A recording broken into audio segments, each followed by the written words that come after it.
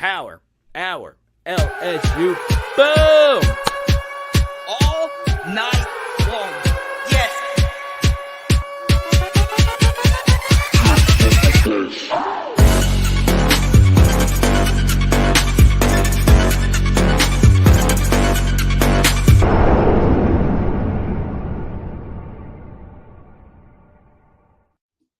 Let's freaking go! LSU lands Gio Paez, Giovanni. I love it. A big defensive tackle is coming to Baton Rouge. And what have we been saying on this channel nonstop? LSU just needs anybody and everybody to come in to build the defensive line depth. I did find one very interesting observation today. LSU did put Kimo Makanele in front of the media. Do you read anything into it? Is he exceeding expectations up to this point? I'm hearing of a walk-on by the name of Preston Hickey getting some reps. Outside of Jacoby and Guillory, it really is up in the air who is going to start on the LSU defensive line. There is one very important note about Gio. This is a guy who has major scheme versatility in terms of his experience, right? He's not the most overly athletic guy. He's not the most explosive guy. He's not a really good pass rusher at all. He's not a penetrator. He's never had a tackle for loss or sack, and I understand that that concerns many of you, but this is a guy who's had to change schemes. Obviously, at Wisconsin, Luke Fickell came in, and the regime before that was a Jim Leonhard coach defense. Those are two completely different defenses, and he had to play in two different systems. And for those that listen to our film study from earlier today, we played some clips from Gio talking about him getting ready to play in the different schemes for Luke Fickell. So if you've seen the film study, I'll link it down below. I highly recommend you check it out, and I give you my honest thoughts on Gio with some film breakdown, the only way PHL knows how to do it, which is hard and in the paint. Let's go. The next thing I'll bring up is this is Bo Davis. Bo Davis had not one, but two highly graded players on Pro Football Focus at the defensive tackle position. And not only were they highly graded players,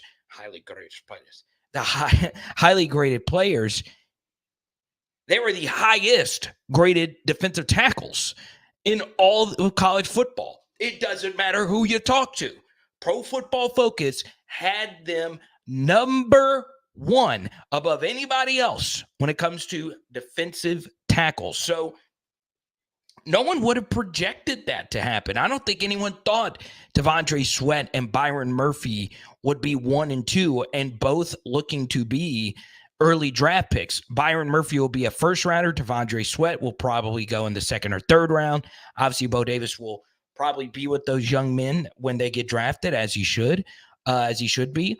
I'm really excited for Gio coming in, and I'm really excited about our defensive tackles. I understand that goes against how I feel about the room, but I am very interested in hearing what Bo Davis is going to do. I'm very interested in seeing what Bo Davis is going to do with this room, because when you look at the two deep, it doesn't look that great. When you look at Gio's grades per Pro Football Focus, if you look at our film study from earlier today, it's not earth-shattering. It's not unfreaking believable. It's a lot of meh mixed in there.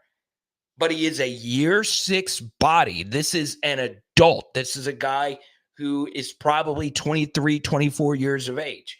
He is a class of 2019 recruit. So he is coming in from Derek Stingley's recruiting class. Let me repeat. He is coming in from Derek Stingley's recruiting class. And Derek Stingley, of course, has been in the NFL for a couple seasons. He's coming up on year 3 in the league. So this is a grown man. This is a guy who's going to probably be the oldest guy in the defensive tackle room. And he is going to at least give us snaps. I do think he will be playable, but we'll see. You know, I'll be honest. I thought the last Big Ten transfer lineman that they brought in was going to be playable on the offensive side of the football, and that was Mason Lunsford. And he really didn't get a chance to play because our offensive line was so good. It turned out that he wasn't really all that great, even though he really didn't get a chance to play last year. Jumping from the Big Ten to the SEC is a difference. It's not a huge difference. Big Ten puts out a ton of SEC level defensive linemen in the NFL. They are a really good lineman conference, a really physical conference, but it is going to be different. And of course, Gio played versus LSU in the bowl game. I didn't include any of those reps in my film study from earlier today because I, in fact, didn't even get to the LSU game. I didn't have a whole lot of time to put it together. But he is a true interior defensive tackle. One thing I really, really do like about him that the other defensive tackles in the room can't say is that he's got a lot of zero tech nose tackle experience, which means you're aligned head up directly on the center. That is one of the more difficult positions to play in all of football. As a defensive lineman, I prefer to be straight head up on the center instead of at a shade or a one, if you will. But, and I know that's kind of sort of technical terms, basically meaning I like being directly on the center instead of like kind of off to the side.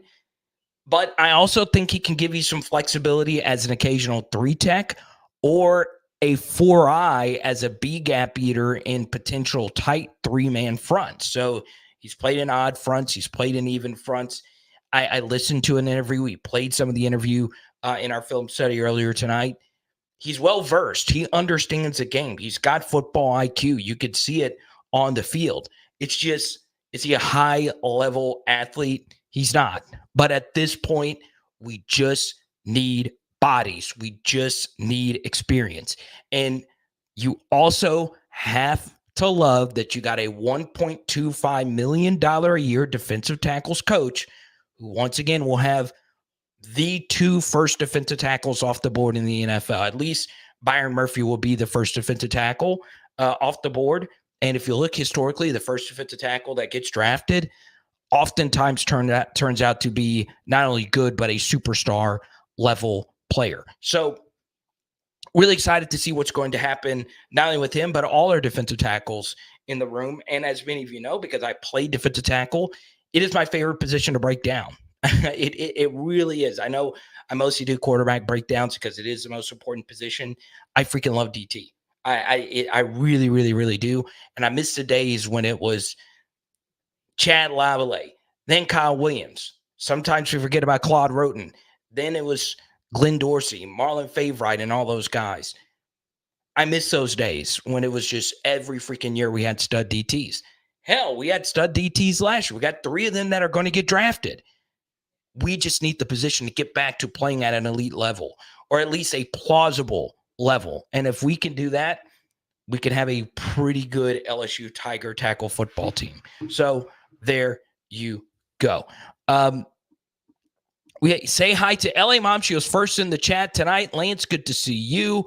Mick, good to see you. I understand LSU baseball is still underway. It's a midweek game, so I went on ahead and started the live stream because it's a big story. It really is. Now, I don't know the LSU baseball score, so feel free to update me throughout this live stream.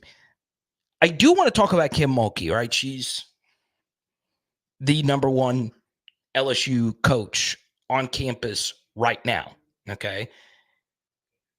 It's obviously been a crazy last couple of weeks, and we can get into the Washington Post stuff tonight if you want to. I've already spoken my piece, not only on here, but on Blake's show last night, and honestly, I just care about the basketball at this point. We'll see what happens versus UCLA. I have watched, actually over the past week or so, a good bit of Pac-12 basketball. The Pac-12 was really good this year, all right, when it comes to women's basketball. They're really good. USC and Stanford are both elite seeds. Stanford was a 2 seed. USC was a 1 seed. UCLA is also a 2 seed as you would expect. So this team is going to be very good. We are not playing our best, and that excites me. We have not hit our peak just yet. I really want to win this game. I think if we got to the Elite Eight and lost to Caitlin Clark, I don't think a whole lot of LSU fans would really be all that pissed off about it. I really don't think so. I think, of course, we would like to beat Caitlin again, but a national championship followed up with the Elite Eight with all the injuries, especially now that I'm feeling, this is once again just a feel, this isn't any inside information. I'm feeling towards HVL and Angel Reese coming back. Once again, that's just a feel. I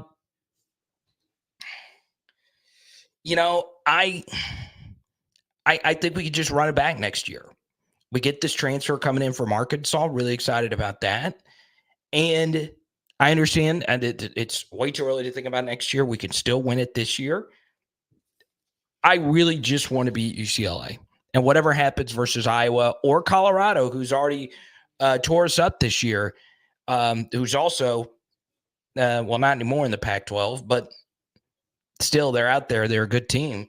I'm really freaking excited to see what we can do. What can we do to build off of what happened versus Middle Tennessee State? So really freaking excited about that. I love women's basketball. It's grown on me over the past couple of years, and I think the sport is in a really good spot. So we'll see. Now, Cole, I appreciate you, and I also appreciate all your future super chats.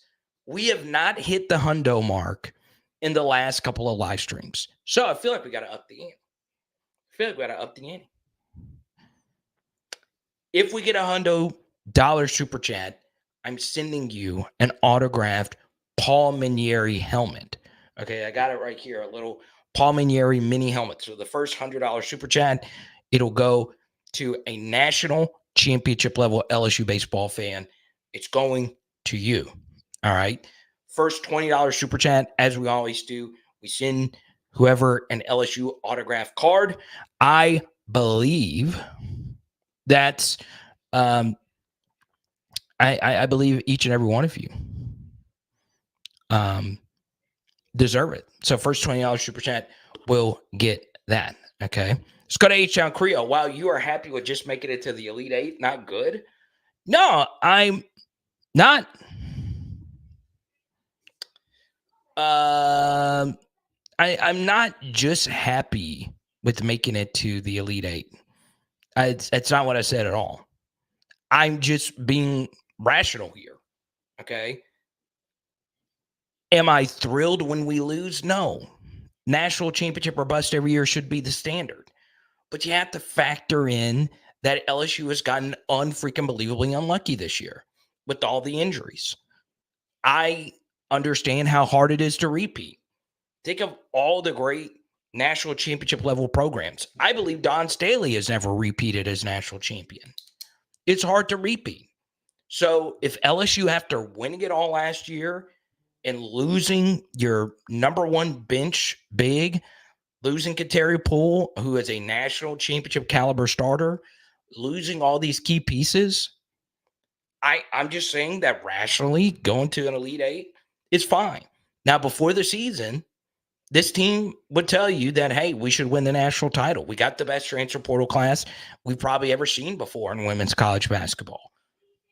But it's not how the cookie crumbled, right? And sometimes it's just how things work. HVL has not been as good as we thought she was going to be. I think it is kind of a weird fit, but she's not just been awful. And Anissa Morrow's been elite. Flau'jae has hit another level. We bring everybody back. We can run it back and win 2 out of 3. I'm just saying, if we fall short, I think it's important to add extra context to it, even though everybody around the country is rooting for LSU to lose. I think the college basketball media is rooting for LSU to lose because they hate Kim Mulkey. They just do. Some people like her. Most people don't.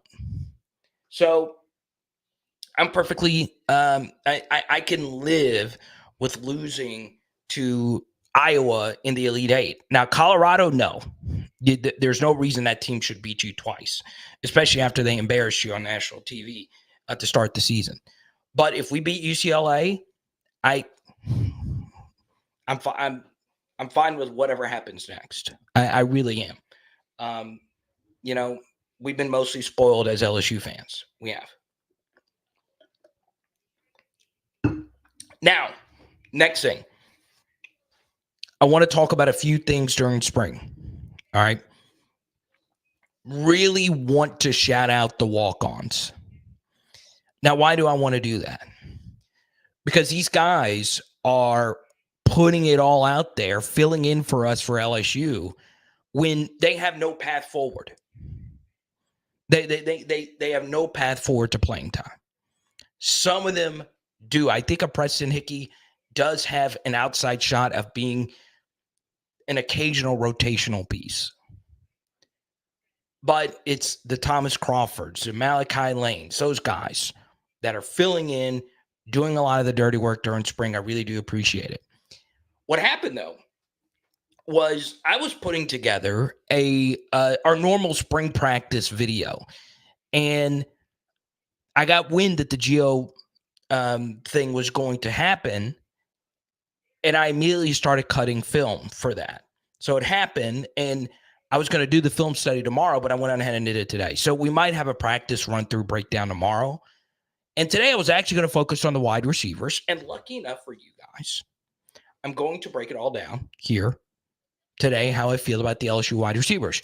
Jared, once again, can't thank you enough for your super as always. We are 90 away from giving away an autographed Paul Mainieri helmet. So there you go. Mainieri, whatever. LSU and their wide receiver room is so unbelievably fascinating because roughly 5 months ago, let's just say a little bit before the Missouri game, we were in a spot trying to figure out what is the best way for the wide receiver room to move forward at the Malik Neighbors and Brian Thomas Jr. leave. And it's interesting because, well,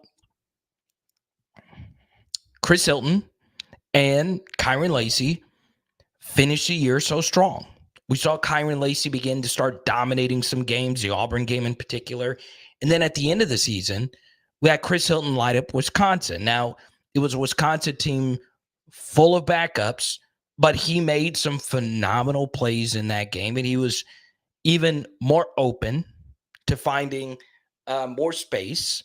There you go, Grant, 80 away. Look at you. Good to see you. Thank you for your super chat. I really appreciate that.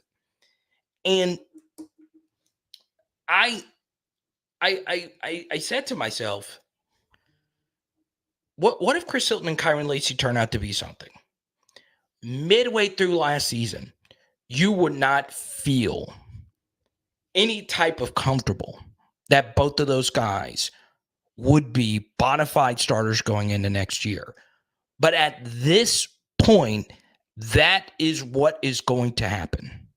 So Kyron Lacy and Chris Hilton will start next season. That doesn't mean they'll rotate out, but what I can tell you is the best offenses at LSU have had tighter wide receiver rotations. You look, just break it down for yourself. 2019 LSU, extremely tight wide receiver rotation.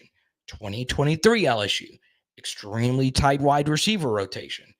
And I know what some of you are going to say, well, Carter, those are two of the best college football offenses of all time. And you're right. You're right. But let's look at some of the other LSU offenses. 2012 and 2013, the Zach Mettenberger offense with Jeremy Hill. What was our wide receiver rotation? It was Kadron Boone, Odell Beckham, and Jarvis Landry. Back-to-back seasons. And the second season, the targets actually became tighter. Boone had 26 catches his first season, as a full-time starter. And then the next year, he had 7. So the tighter things are, the better. Pause. So I say that because an LSU wide receiver room is never tight. It's never tight. It's plentiful. There are a lot of people in LSU wide receiver rooms. There are LSU wide receivers that get drafted that don't really catch or play in their final season. Stephon Sullivan barely caught or played during the 2019 LSU season as a wide receiver, still got drafted. Who remembers James Wright? A lot of you are probably wondering, wait, James Wright? Carter's just making that up. He sounds like a nuclear physicist. He sounds like an astronaut on Interstellar. James Wright. Yes, James Wright was a wide receiver at LSU, got drafted, never played. That is the hard truth about playing wide receiver at LSU. You are never guaranteed anything. And when the alphas emerge, those guys demand the you-know-what out of all the targets.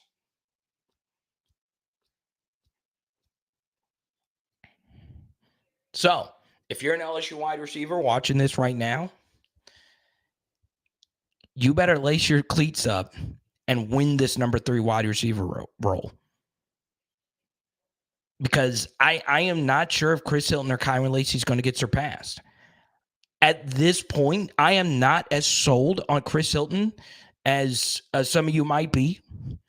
I am dead set sold on Kyron Lacy. I would be very shocked at this point if he is not at least a day 2 NFL draft pick next year. I would be perplexed. I would be bamboozled. So let's go through who the other wide receivers are going to be.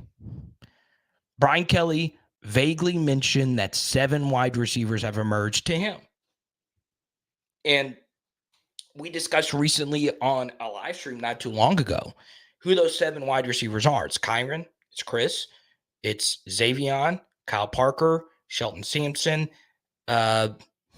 Daniels, and someone else I'm mentioning, I'm forgetting. And that's the issue. There's so many people, it's kind of hard to keep up. So out of the players that are left, the highest high school grade I gave to any one of those guys was Shelton Sampson. He's not wide receiver 4 right now, much less wide receiver 3. So it's going to be hard. And Aaron Anderson is the 7th player. Okay, that's it. There you go. What's up, Rico? Good to see you, man. Aaron Anderson. There's Carvis. He said it too. That's good. And Aaron Anderson actually ran with the 1s today. The hardest position group to crack in all of college football is wide receiver at LSU. It is so hard. I mean, you've just got to be a dude. I'm telling you right now, and I'm not just saying this just to say it. My football card folks knows this. We do drafts all the time, Underdog Fantasy, UnderdogFantasy.com. If you're outside the state of Louisiana, please go sign up using my promo code Carter. That helps me out big time. Deposit match bonus up to $100. I'm telling you right now, one guy that I have drafted the hell out of on Underdog Fantasy is a guy by the name of Dontavian Wicks. Julie, thank you for your super chat. Wait, why didn't I get your Venmo? There you go. I appreciate it. I do see it now.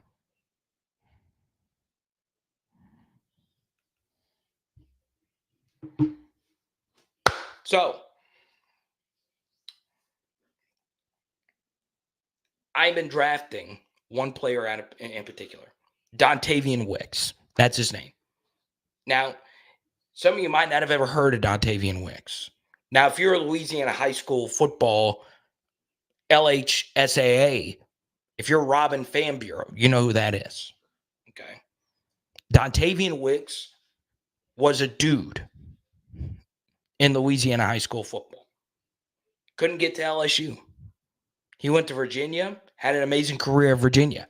We have a PHLer who actually works for Virginia, the athletics department. And he was like, Carter, dude, Dontavian Wicks is the real deal. This dude is a freaking stud. So I watched his film. I was like, this guy is ridiculous. He just plays on a bad team in Virginia. So he goes to the Green Bay Packers. Packers spend all this draft capital. And Wicks had the best yards per route run out of anybody on Green Bay last year. So I've been selecting the crap out of him with Jordan Love at quarterback on Underdog Fantasy. Now, why do I mention that? Dontavian Wicks could never get to LSU. Could never get to LSU. It's so freaking hard. Jack Besh had one of the best true freshman seasons of any LSU wide receiver ever.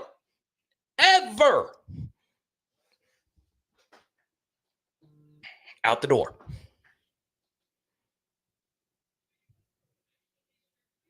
It's hard to play wide receiver at LSU. And this was supposed to be an ambiguous room.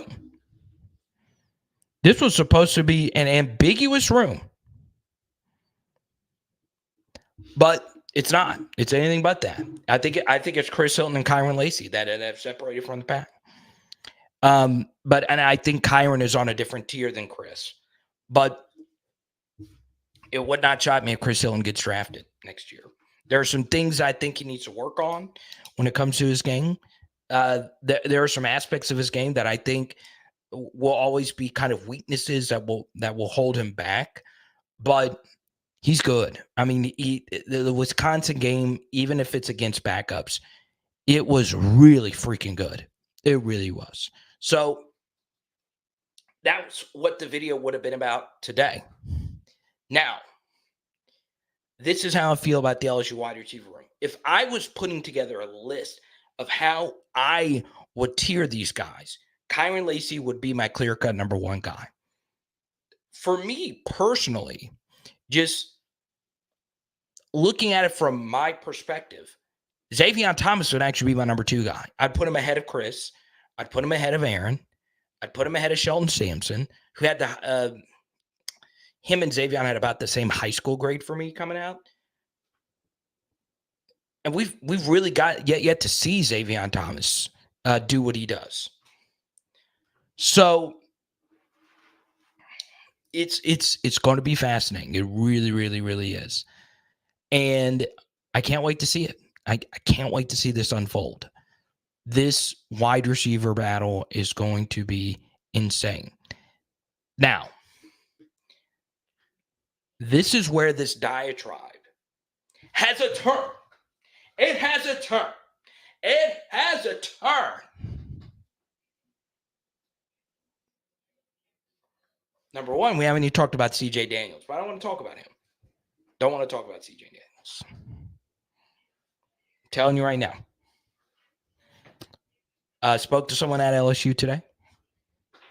Won't say who. Appreciate the love.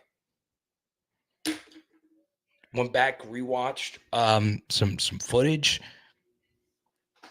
And man, Kylan Billiot really stands out to me. I just like the dude has some real natural ability at 6'3", coming in as a true freshman. Okay. We don't even know what the hell he can do. We don't even know yet. We don't. Now, my Terrabonians will tell you, Carter, it is a shame that you have not mentioned Kylan Billiot yet.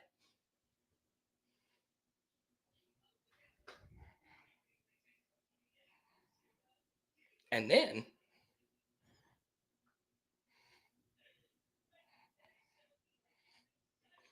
we haven't even talked about the guy who's going to be the fastest wide receiver in the room when he steps foot on campus in Jelani Watkins.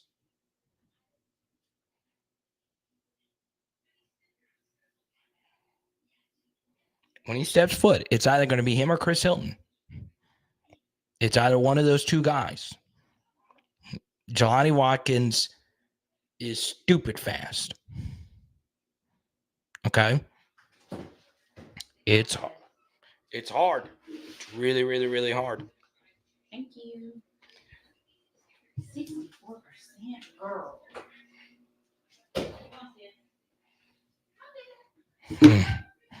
That's a good comp. Keon Coleman. Okay. Opelousas. Xavion is the new KJ. Oh, I see what you did there. Look,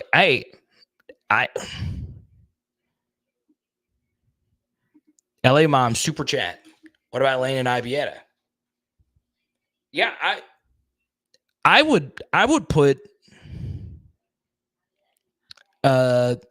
I would put Landon probably in terms of just speed, probably the third or fourth fastest out of that group. He just can't stay healthy, and we'll probably never really know what he could do. He just could not ever stay healthy. That's half the battle.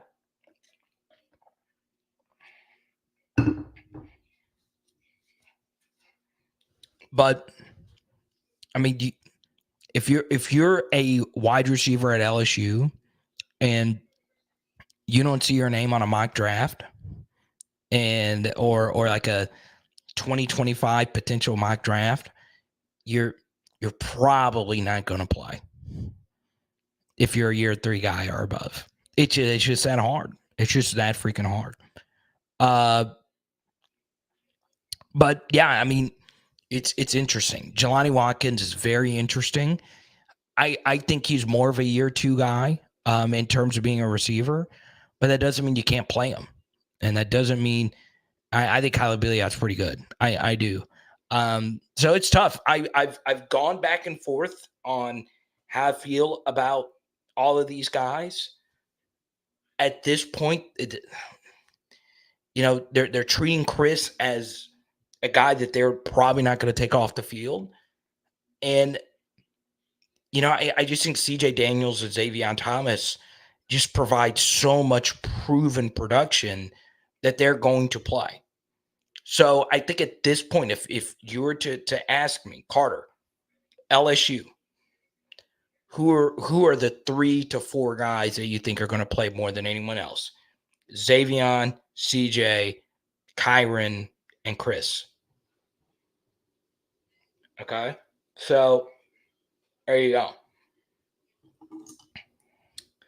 But Aaron Anderson could emerge. It could be it could be a wide range of people. So there you go. Next thing. Every time I turn on a spring practice video, and I love doing the spring practice video breakdowns. I get a lot of compliments on it. I love doing it. I really do. But we've not gotten a whole lot of variety in the clips that they have provided to the media, and that's fine. I could live with it. But I keep going back to, and this has been kind of a consistent theme over the last 3 years.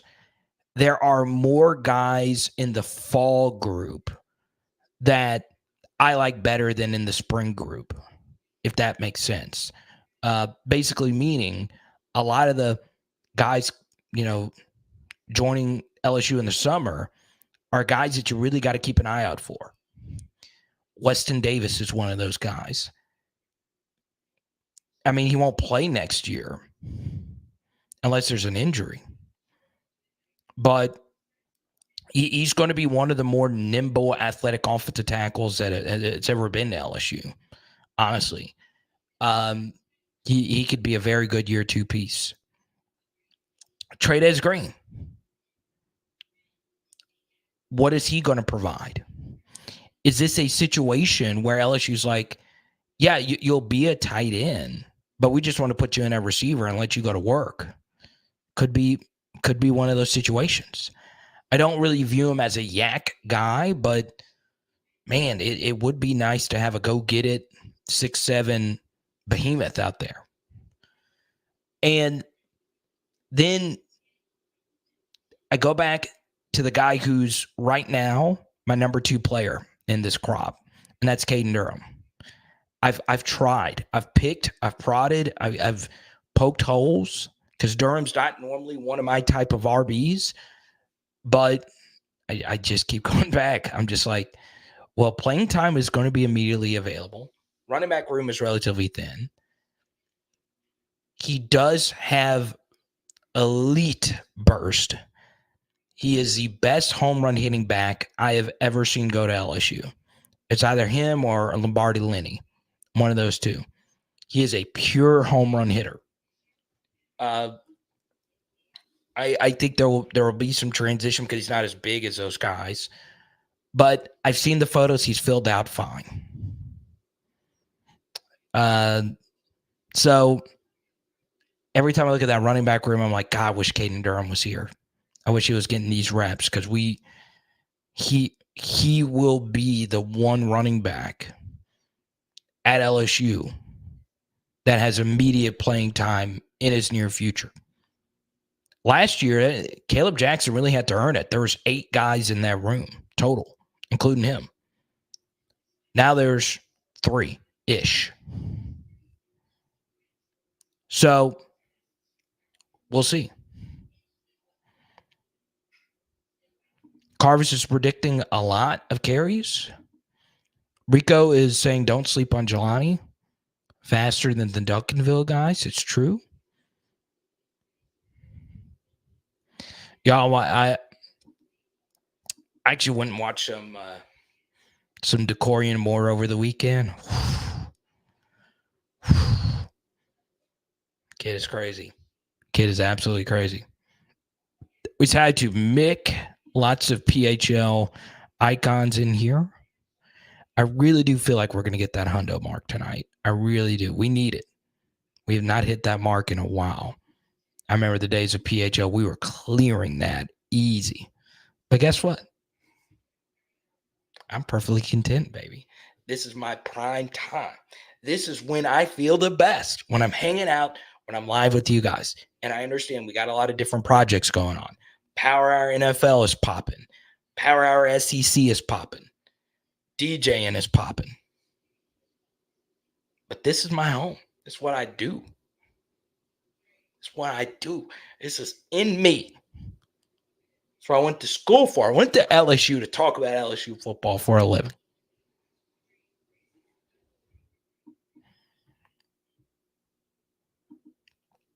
Durham reminds you of Clydro. I actually think they're very different. Like Clyde is nowhere close to his speed, nowhere remotely close. And Durham is not, doesn't have the wiggle that Clyde has. Clyde has the best jump cut of any running back I have ever seen at LSU. Just insane. Probably the most underrated aspect of that 2019 LSU offense was his ability to jump cut. And I think that's why so many NFL teams were like, Clyde's going to do it. I mean, Clyde sees holes like no one else's business.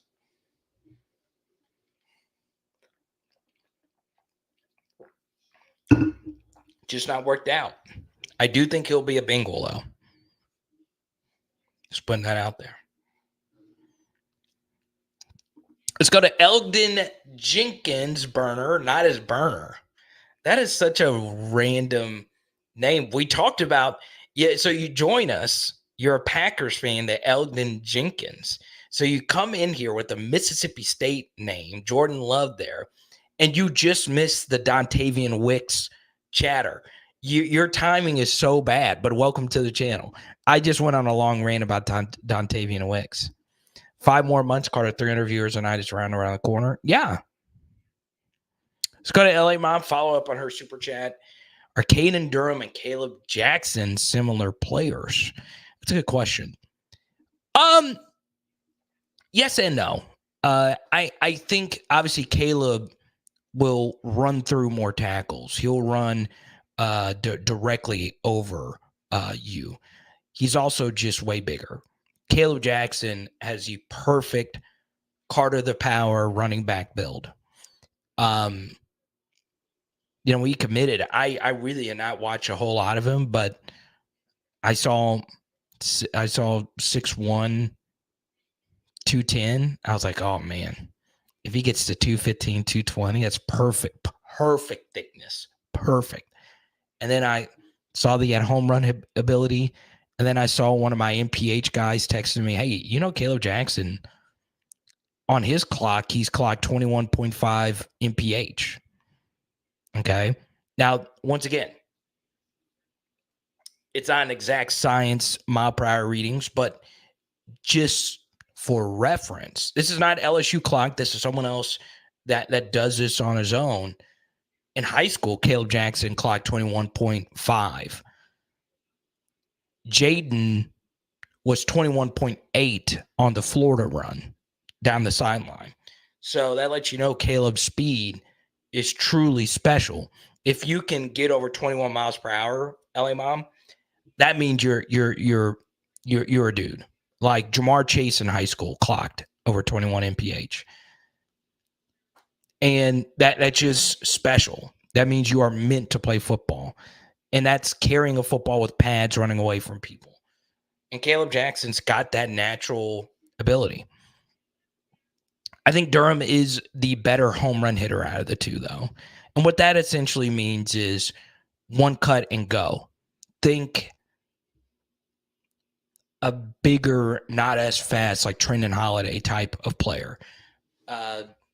Caden is just crazy good. He just is.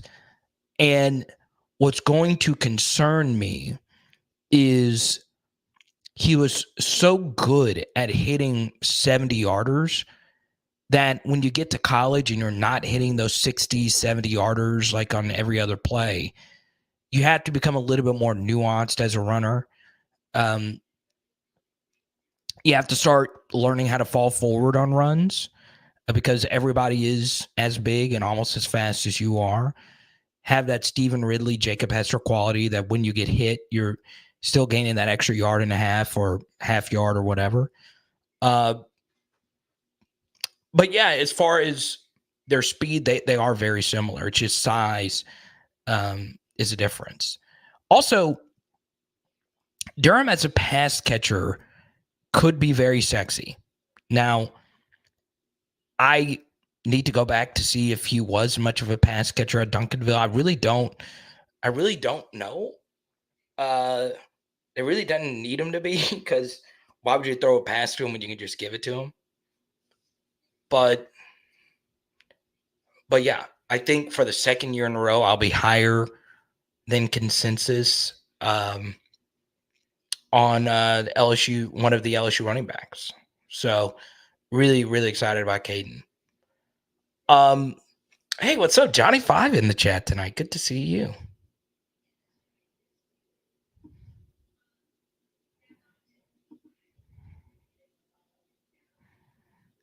Can Durham maintain his speed longer? Yes. And I think that could be a separate. I mean, he's a track athlete, so you got to have that long speed. But I'm still kind of shocked he was not like a top 50 guy. That is just consistently perplexed me. Normally with the elite guys, I've been pretty accurate at picking out the elite guys. At wit weeks higher than consensus on my Patreon. You could see all my grades. I give to every single LSU recruit. And my high school grades for the early enrollees are about to come out on Patreon. And please join our PHL Patreon. The next PHL patron out of the 317 of y'all that are watching, I'm sending you an autographed card from a member of the 2019 LSU team. It could be Chason, it could be Queen, it could be Fulton. I wish I could send you a Burrow, but I really don't think I have any more Burrow autos outside of the PHL shirt he signed for me last year. But if you are a patron and you sign up right now, I guarantee you'll join the best community of LSU fans. We have every sport is covered in our Discord. So if you're an LSU softball fan, we got diehard LSU softball fans in there. We got diehard LSU baseball fans in there, and mostly LSU football. So even though I don't know a whole lot about LSU softball, there's people in there that do. Skipper, Sherry, and the list goes on. So there you go. I do want to share something briefly that we talked about on Patreon. Janice, thank you so much. I really appreciate your Venmo. Thank you. Something that we talked about recently on Patreon is personnel groupings. So last year, we were talking about the wide receivers a minute ago. LSU was an 11 personnel team. Okay. That's just what they were. They ran 11 personnel on 85% of the snaps that they played offensively last year. Now, what does that mean? Well, it's not really too uncommon to run 11 personnel. In fact, it is the single most common personnel grouping that's played on all three levels of football: high school, college, and in the NFL. So 85%, though, is still very high. 85% is actually 21% ahead of relative 11 personnel usage. So essentially meaning most teams run 11 personnel only 66-ish percent of the time. So like 2 out of every 3 plays. So that means we almost exclusively run 3 wide receiver sets. So what's your point, Carter? Well, Mason Taylor recently said we could run more 12, which means more 2 tight end sets. So on Patreon, I actually went through and ran the numbers to see how we performed in 12 personnel last year. And the numbers are actually quite shocking. So if you go to Patreon, you can see that full breakdown. And I explain everything. And I teamed up with an analytics ace who I know pretty well, who actually is a Florida Gators fan. Who would have thought a Florida Gator and me getting along? I think out of any fan base that would hate me, it'd be Florida's fans. But still. Now, I got a few more things I want to get into. But if you want to talk women's basketball, I can't freaking wait for this game this weekend. I freaking can't wait. If you want to talk some baseball, I'm down to do it. You guys got to keep me up to date on the score.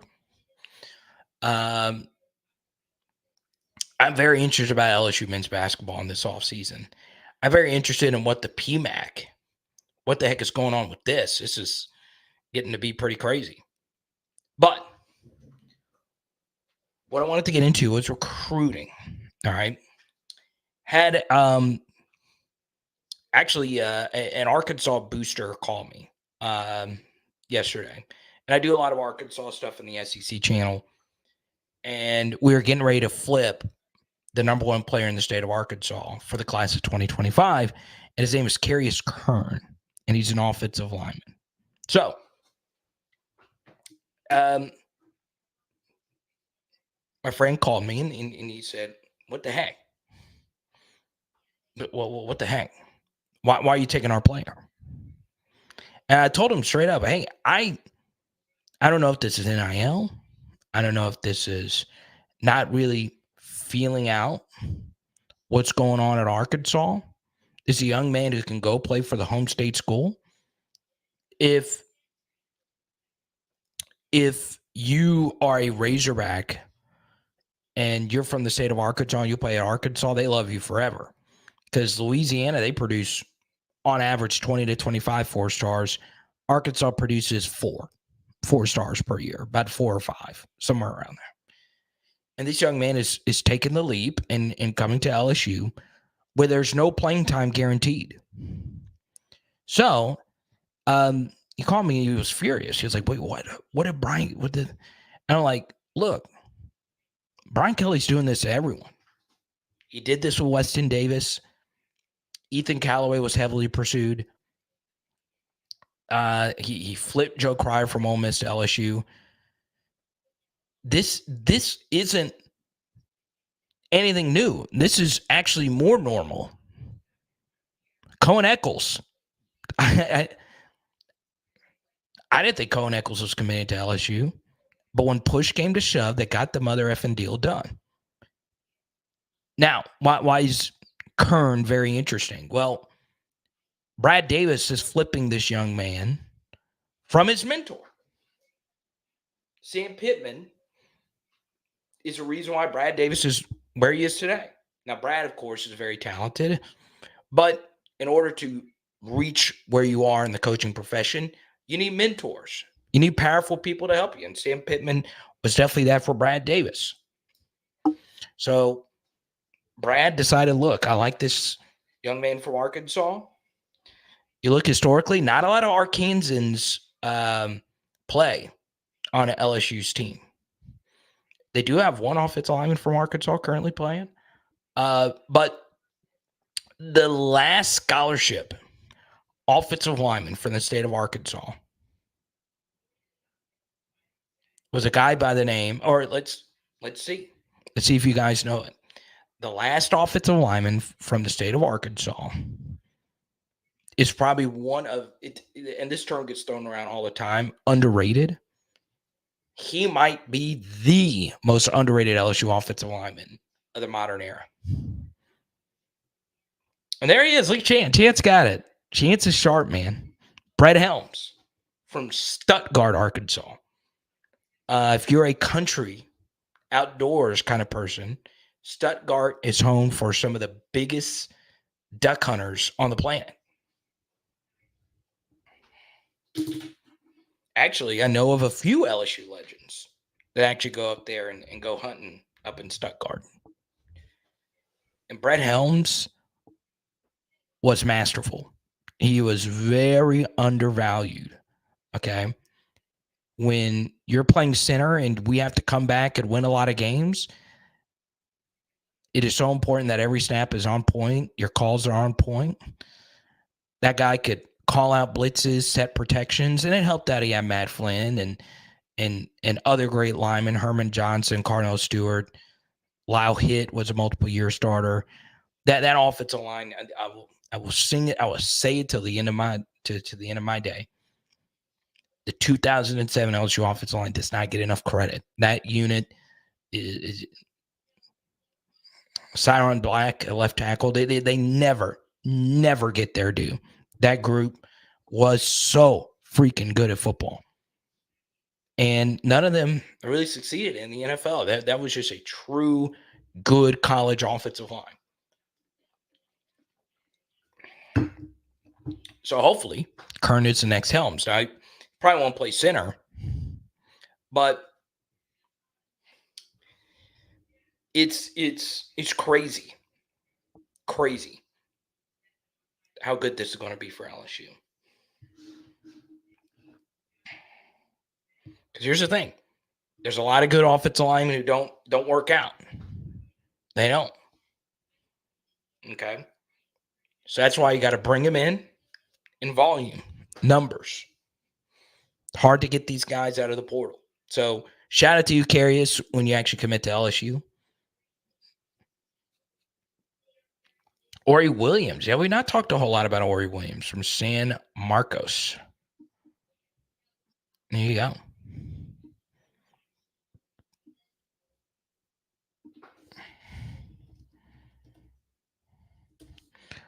So happy to have over 300 of you in here. This is, I know I'm biased. This is the best LSU football community on the planet. There are other LSU channels that I love, but we mostly focus on football here. You are always welcome to chat LSU football here on PHL. Okay. Oh, it's the wrong year. Pull up next year's schedule. Okay.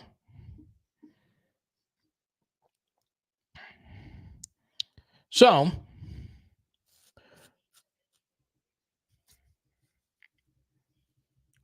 play Saturday at noon. And if we win, we'll play Monday at 6:15 Central. Interesting start time, noon. That's obviously early on Saturday. We will go live on Saturday after the game. At this point, I will be at the LSU spring game, barring a miracle. So if you're going to the spring game, I would love to sit with you. I think you could sit basically anywhere. I don't think there's any assigned seating. I've not been to a spring game in forever. So I am planning on being there.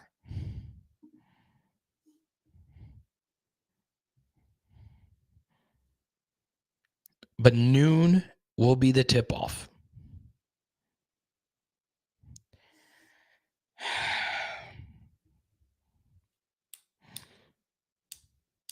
Of course, I'd much rather play Colorado. I don't think Colorado will beat us twice.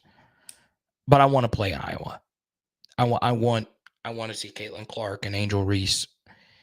You know, sometimes you got to look at things from a neutral perspective. And the college basketball gods want to see the legends on the floor at the same time.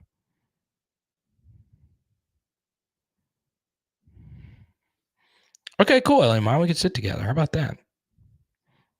LA Mom was at, this wasn't our last PHL get-together, but she was at the Zippy's PHL get-together. That was a crazy fun night. I appreciate you. Player X was there. Dr. Morgan was there. It was awesome. Zippy showed up. That was crazy. They don't allow you on the field? I'd love to be on the field. But I've been lucky to be on the field for a lot of great LSU moments. November 5th in Tuscaloosa back in 2011 was definitely up there. Might be my number one, honestly.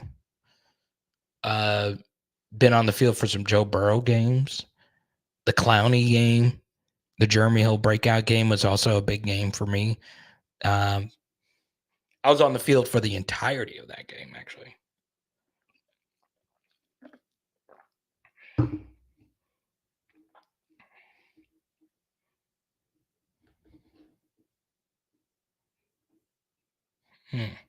Now, as you guys know, as the streams move on, as always, feel free to super chat. We'll go straight to your topic. Let's see. We are about 70 away from giving away the Palminieri helmet.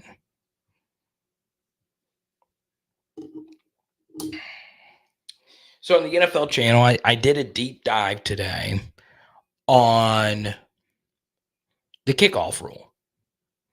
Now, for those that aren't familiar, there is a new kickoff rule coming to the NFL. Is this going to trickle down to the collegiate game? I believe it will, and I believe it should.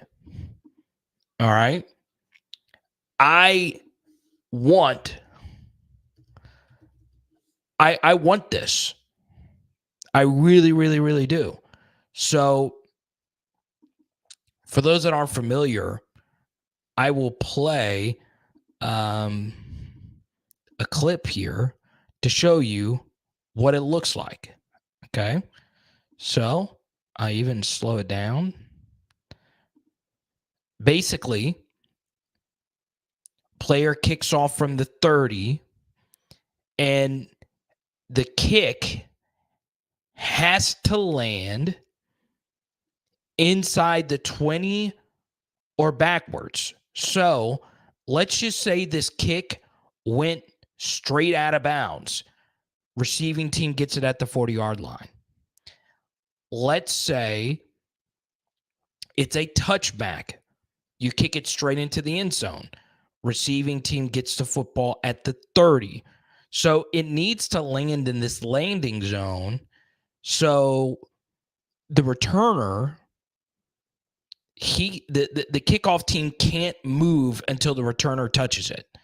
Okay? And they can't move until they move, the blockers. And this limits collisions, this limits the injuries, and it also improves the likelihood that there is a return. Last year in the NFL, touchback rates were extremely high. Now, the irony of this play is this tackler right here stuck his head down very dangerously, but at least it wasn't going at a high rate of speed. So what I want you to do right now in the chat, type Y for yes, type in for no if you like the new kickoff rule. Onside kicks have been abolished through the first, second, and third quarters in the NFL. The only time you can onside kick is in the fourth quarter, and you have to let the opposing team know you're doing an onside kick. So you can no longer do the surprise onside kick. In other words, what the Saints did to the Colts in the Super Bowl, that can't happen with the new kickoff rules. There's no more surprise onside kicks. But they've done studies. They say that this limits concussions, and then at the same time, it also it also changes basically everything now in terms of kickoff returns, because there actually are returns. So let me see. I'm going to try my best to find this data for you really quickly. All right. Let me see. Okay, this is it.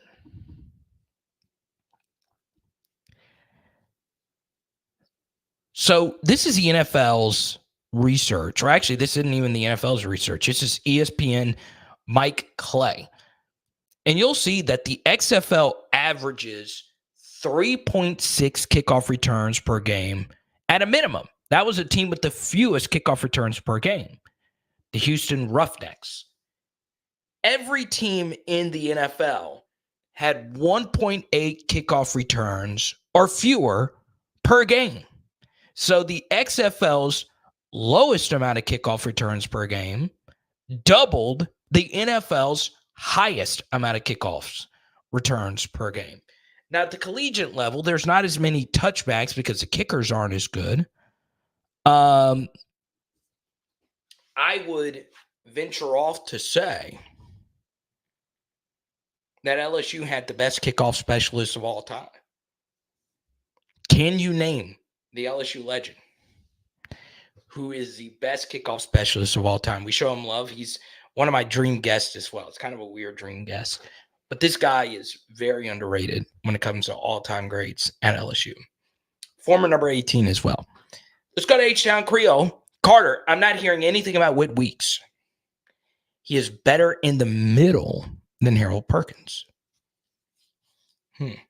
According to H-Town Creole. I would agree with you. I would say at this point, Whit Weeks is probably better at playing an interior inside linebacker, but Harold is just now learning the position. Blake Baker is a really good teacher. That was something that always just stood out to me, and it wasn't just Damon Clark taking a massive leap. There was quite a few people that said Blake changed that young man's life. And I think Baker's going to get Harold to the point where he will be ready to play. I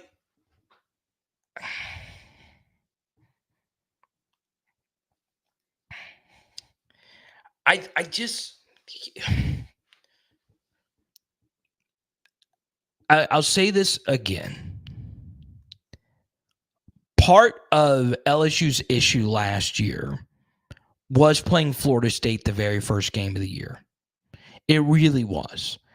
Because what I didn't like about the Harold Perkins situation, I said it at the time and I'll say it again here. Harold Perkins had a tough game versus Florida State. It was brutal. But that is such a tough team to play your first ever off-ball inside linebacker game.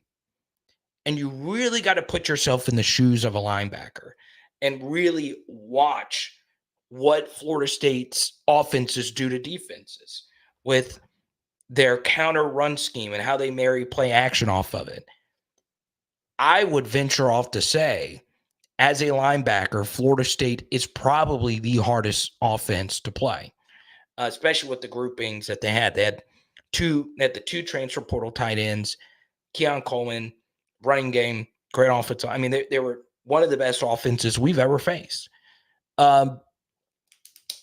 And we just grabbed Harold Perkins being an off-ball linebacker on one game. Now, what I didn't like about that is all offseason, that's what you were building your entire defense on, is him being an off-ball linebacker. And then Matt House, who's the coordinator of the defense, has got to figure out, okay, what's our best way to use Harold? And everybody is telling you, hey, you got to use Harold like this. You got to use Harold like that. We just need to stick with it. Obviously, on 3rd and long, use him as a pass rusher, use him as a blitzer, use him as a QB spy. But don't switch him from off-ball linebacker and then say, okay, now you're going to be a nickel, essentially. So it's hard. It's really, really, really, really hard.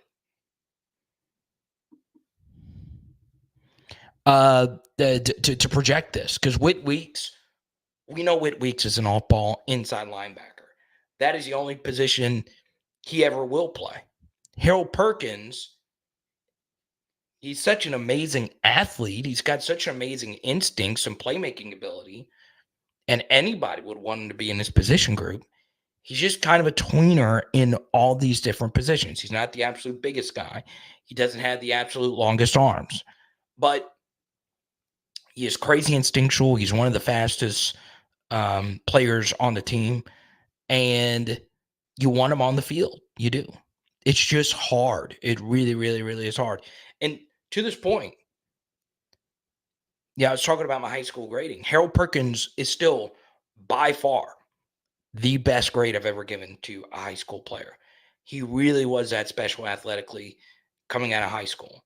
He is still one of the best high school and even college football players at his peak I have ever seen. All right.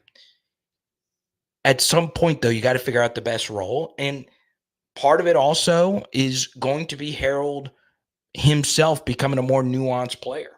And that takes coaching. That takes obviously taking a look at what didn't work last year and expanding on it this year. Obviously, I think when he does rush the passer, his pass rush repertoire needs to become wider. And if those things happen, he'll be an All-American next year.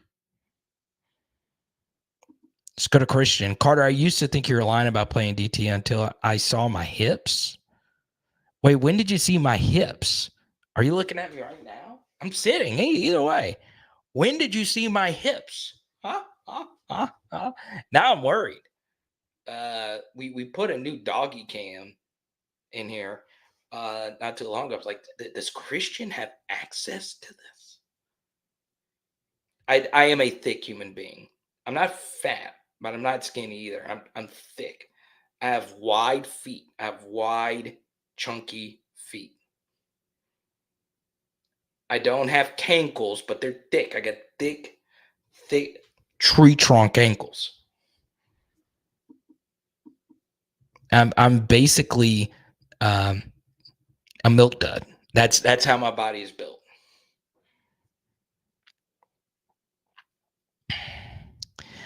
But no, Major Burns is playing the star position right now, and Sage Ryan is playing the safety. But I could see Sage Ryan playing some of the star as well.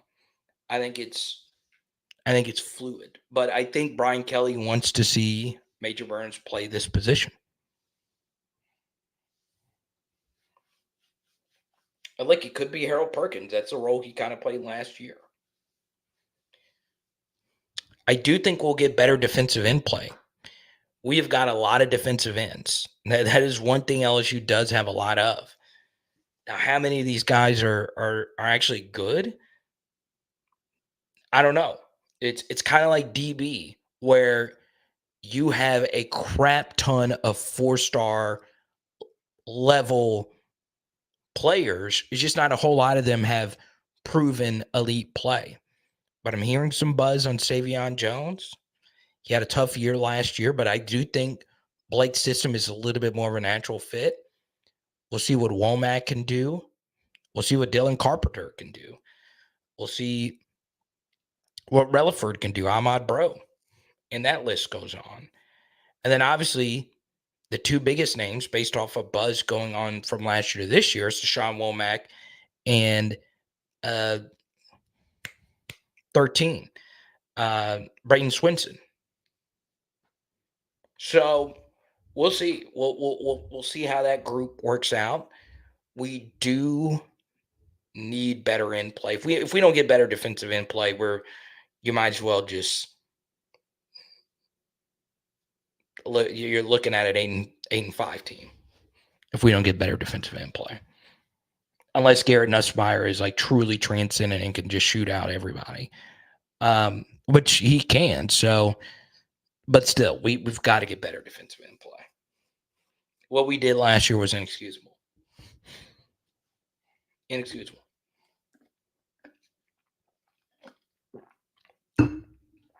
Now, if it is in your heart's desire,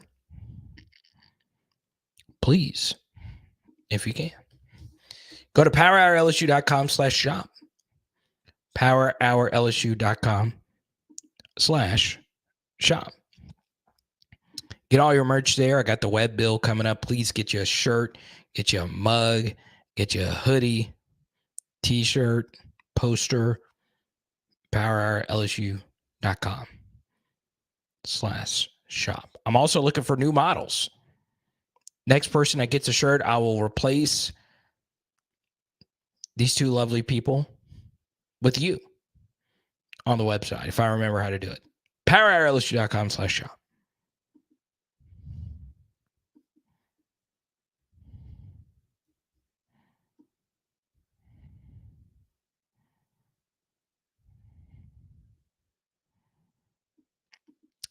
Yeah, same. So does the Saints Super Bowl not happen without the onside kick? I don't know. Probably not. I mean, that was probably the biggest momentum shift in Saints history. I don't know. It's a good question. It's a good question. Big what if there. TJ said tough Pelicans L tonight. Ugh, I didn't get a chance to watch. Celtics coming to town this weekend. My dad's going to that game. My dad's going. My uncle's going.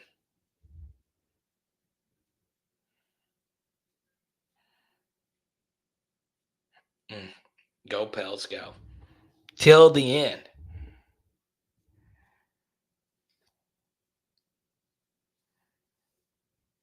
Oh man, Sam, we could have sat next to each other, man.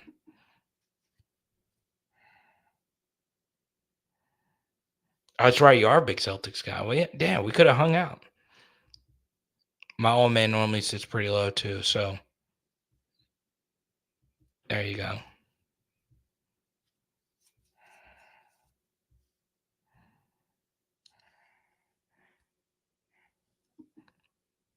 XFL's garbage? I don't know if the XFL's garbage.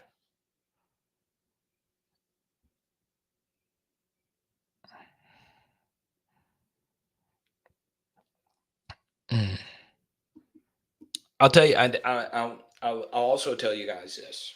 All right. So I saw. I don't remember who, but it was somebody who was an Auburn grad did a rant about Auburn athletics, and he said how Auburn falls short. Hayden, welcome to the channel. Everybody, welcome. Hayden Hosea. Or is it Hosea? Good to see you, Hayden. Looks like you're standing in front of the sun. Or is that just a white backdrop? I don't know. Good to see you, Hayden. I won't go too deep into like a March Madness rant. I will always like March Madness. My interest is the lowest it's been in quite some time, but the tournament's been really good. It really, really, really, really good. But I saw an Auburn fan go on and said, "Look, Auburn just always falls short. They're just sucking right now. There's just no results." Um, and they're right. You actually, so Auburn was a team I had in my Final Four. Their offensive and defensive efficiency numbers, the Ken Palm stuff, looked really good. I mean, they were a team that could at least go to bat with UConn. So I actually had them beating UConn in my bracket to do some just to do some differentiation. And Auburn choked. They choked. And I think about like what if at Auburn, what if that Cam Newton run never existed? Like that Cam Newton year just didn't count. And for some, whether it be laptop rumors or whatever, Auburn has had all kinds of heartbreak, all kinds. And of course, they'll always have Bo Jackson, and they'll always have the Jason Campbell Cadillac team, and that team was really good.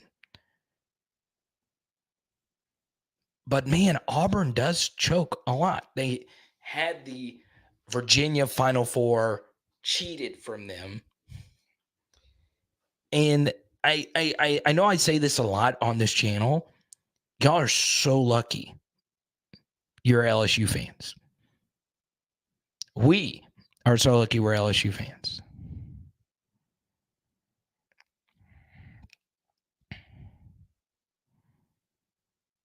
It is ridiculous when you actually compare yourself to like all the other SEC fan bases, how much success we have had just in the past couple of decades. It is insane in the sports that the people actually care about.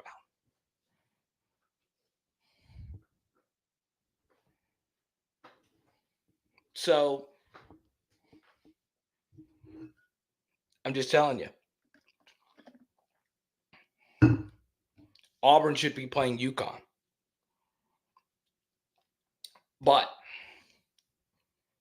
their best player decided to elbow somebody in the face 5 minutes into the game and eject himself. And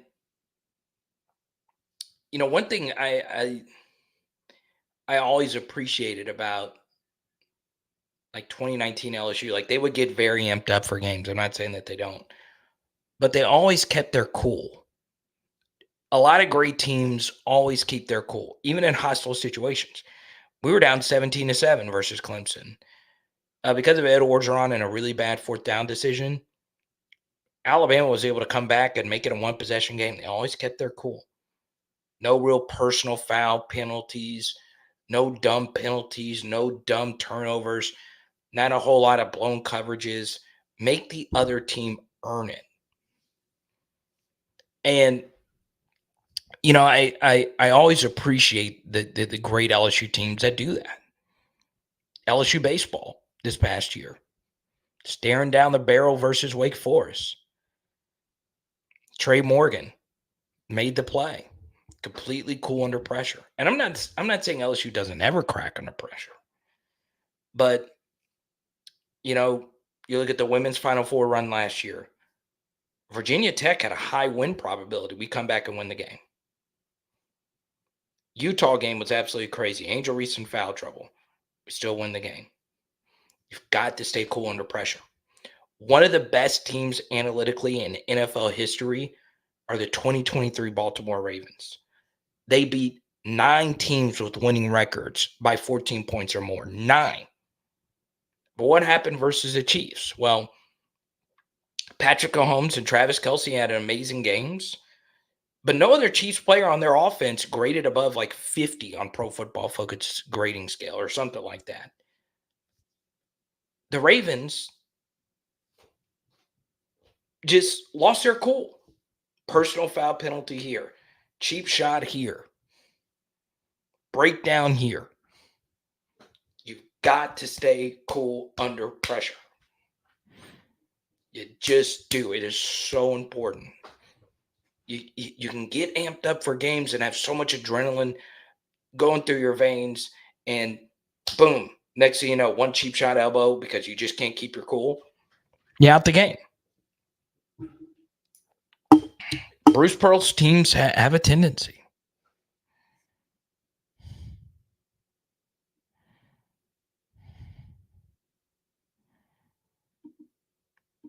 Let's go to Pegasus, who wants an LSU men's basketball question. Does the SEC, what the SEC did in the tourney, make you feel better or worse about the season? It doesn't change my opinion on it at all. It really doesn't. So, what, Tennessee and Alabama are the only teams left. Auburn choked. We've already covered that. Alabama actually, I was actually cheering for Grand Canyon. Turn my SEC channel, SEC card in all you want. I was cheering for Grand Canyon. Florida got beat. South Carolina got blown out. Oregon was a better team than them. Oregon was favored by 3. Who else lost? Kentucky choked. That's more of what's happened recently than not, right? Got beat by inferior Kansas State, and the year before, St. Peter's. It doesn't change my opinion at all. I mean, our Kentucky win was miraculous. It doesn't change my opinion of Matt McMahon at all. I'll say this about Matt McMahon. I'm fine with running it back with them next year. I really am. But I hated how we closed the season. The sign of great coach teams is that you end the seasons on high notes. And this is something I think that's a bit of a red flag, is LSU basketball would just go on the longest stretches of time where the other team would just go on long runs, like just ridiculously long runs. Other teams would go on like these 25-6 runs, and we could never adjust to it quick enough. And then we'd have these games where we're getting blown up at 25, and then we come back and make it a 3 to 4 point game.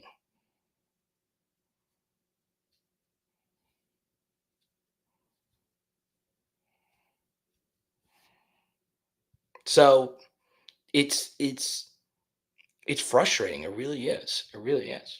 Now, here's what we're going to do. In the next 10 to 15 minutes, we'll keep this super chat party going. But if you do super chat, we'll keep it going all night. Once again, we are roughly 70-ish away from giving out the Palminieri helmet.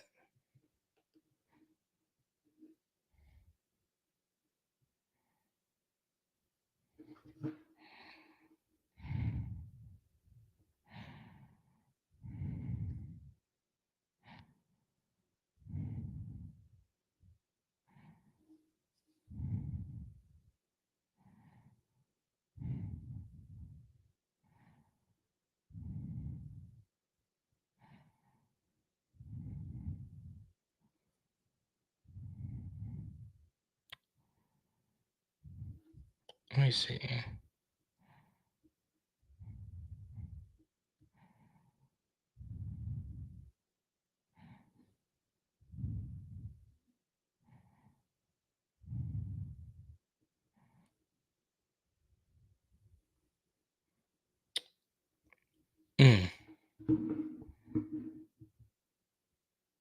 What's the difference? What's the difference between me and you? Underrated song.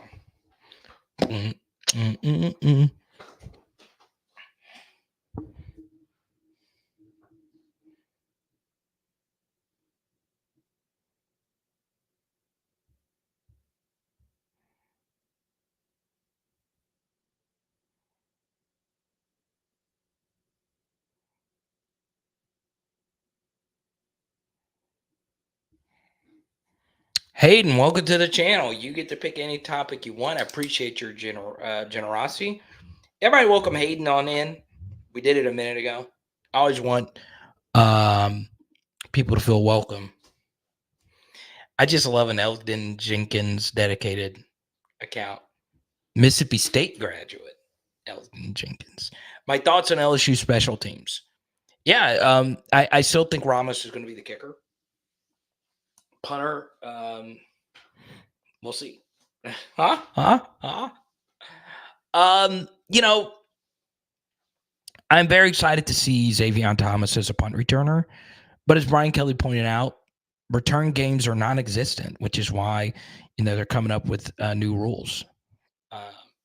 Cole, I appreciate you, man. But hopefully that answered your question, okay? Not too worried about special teams. And, of course, LSU's got the best deep snapper in the country.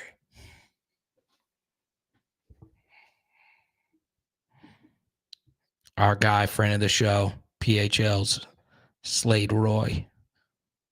Love me some Slade Roy, man. What a dude. I haven't done this in a while, and I should do it more often. Let's see. I saw Rico in here earlier. Danny Girl's been in here. Grant.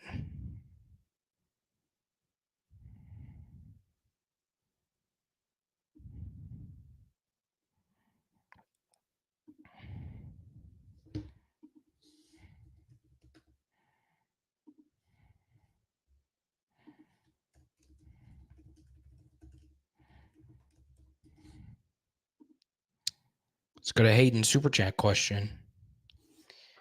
How about the secondary? Are we improving? Yeah, so obviously lots of new pieces and new spots.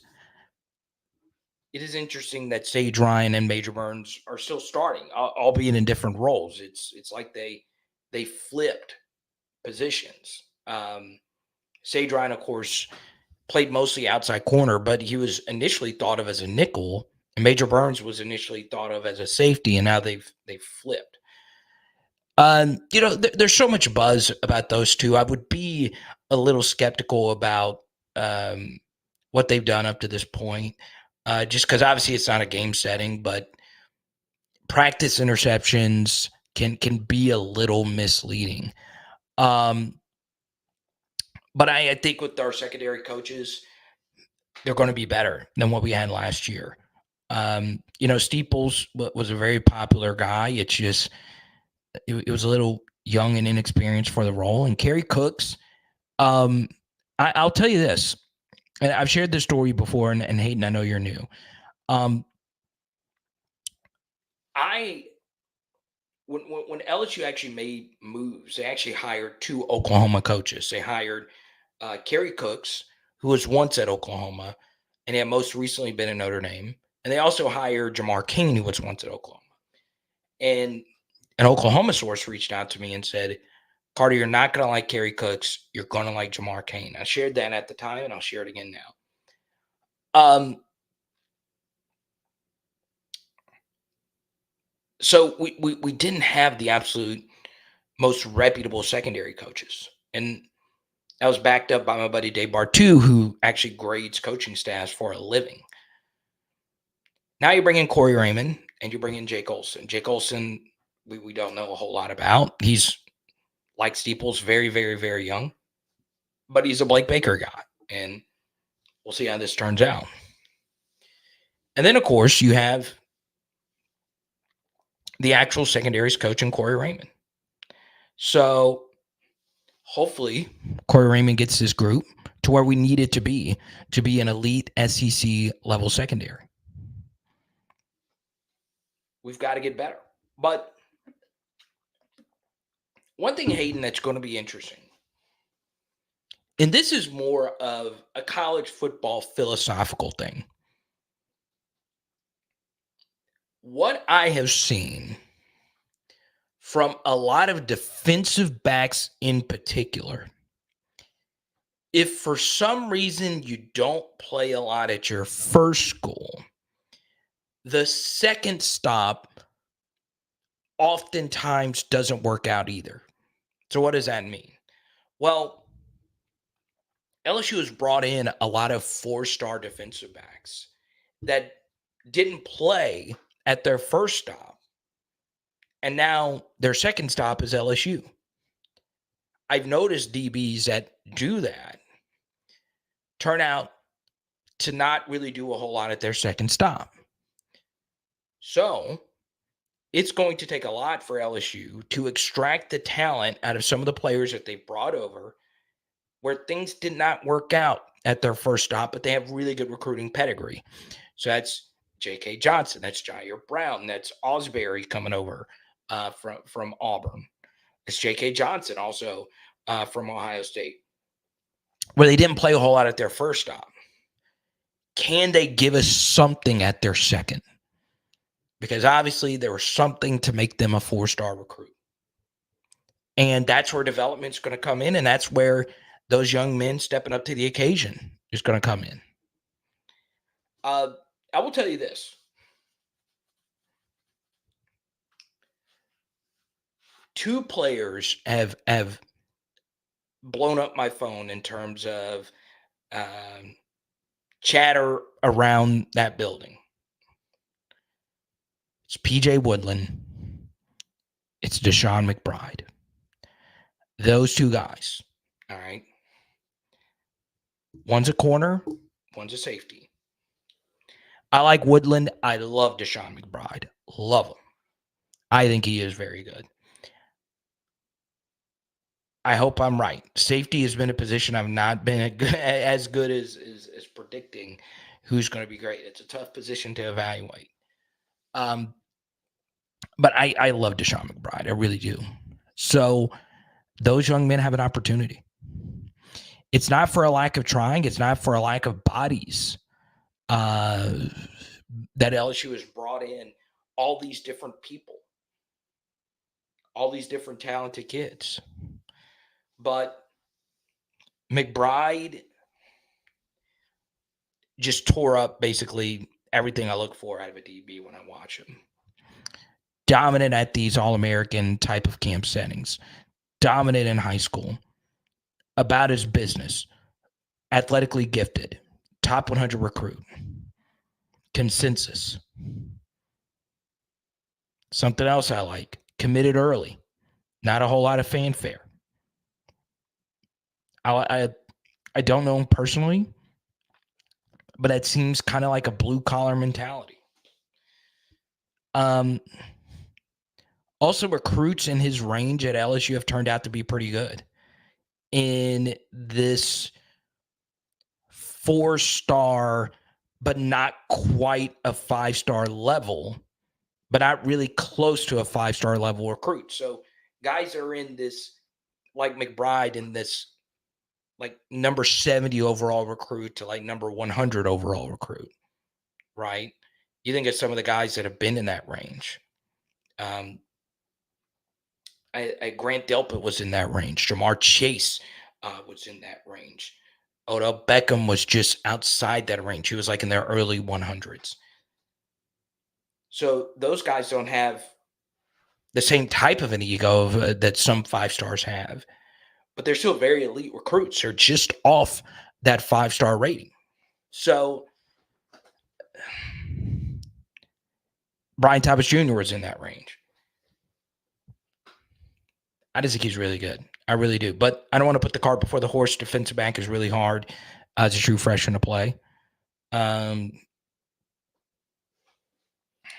yeah, we'll see. We'll see. We've not really seen him play just yet. Outside of the media that's been there and seen him in practice, which isn't allowed to be filmed. So there you go.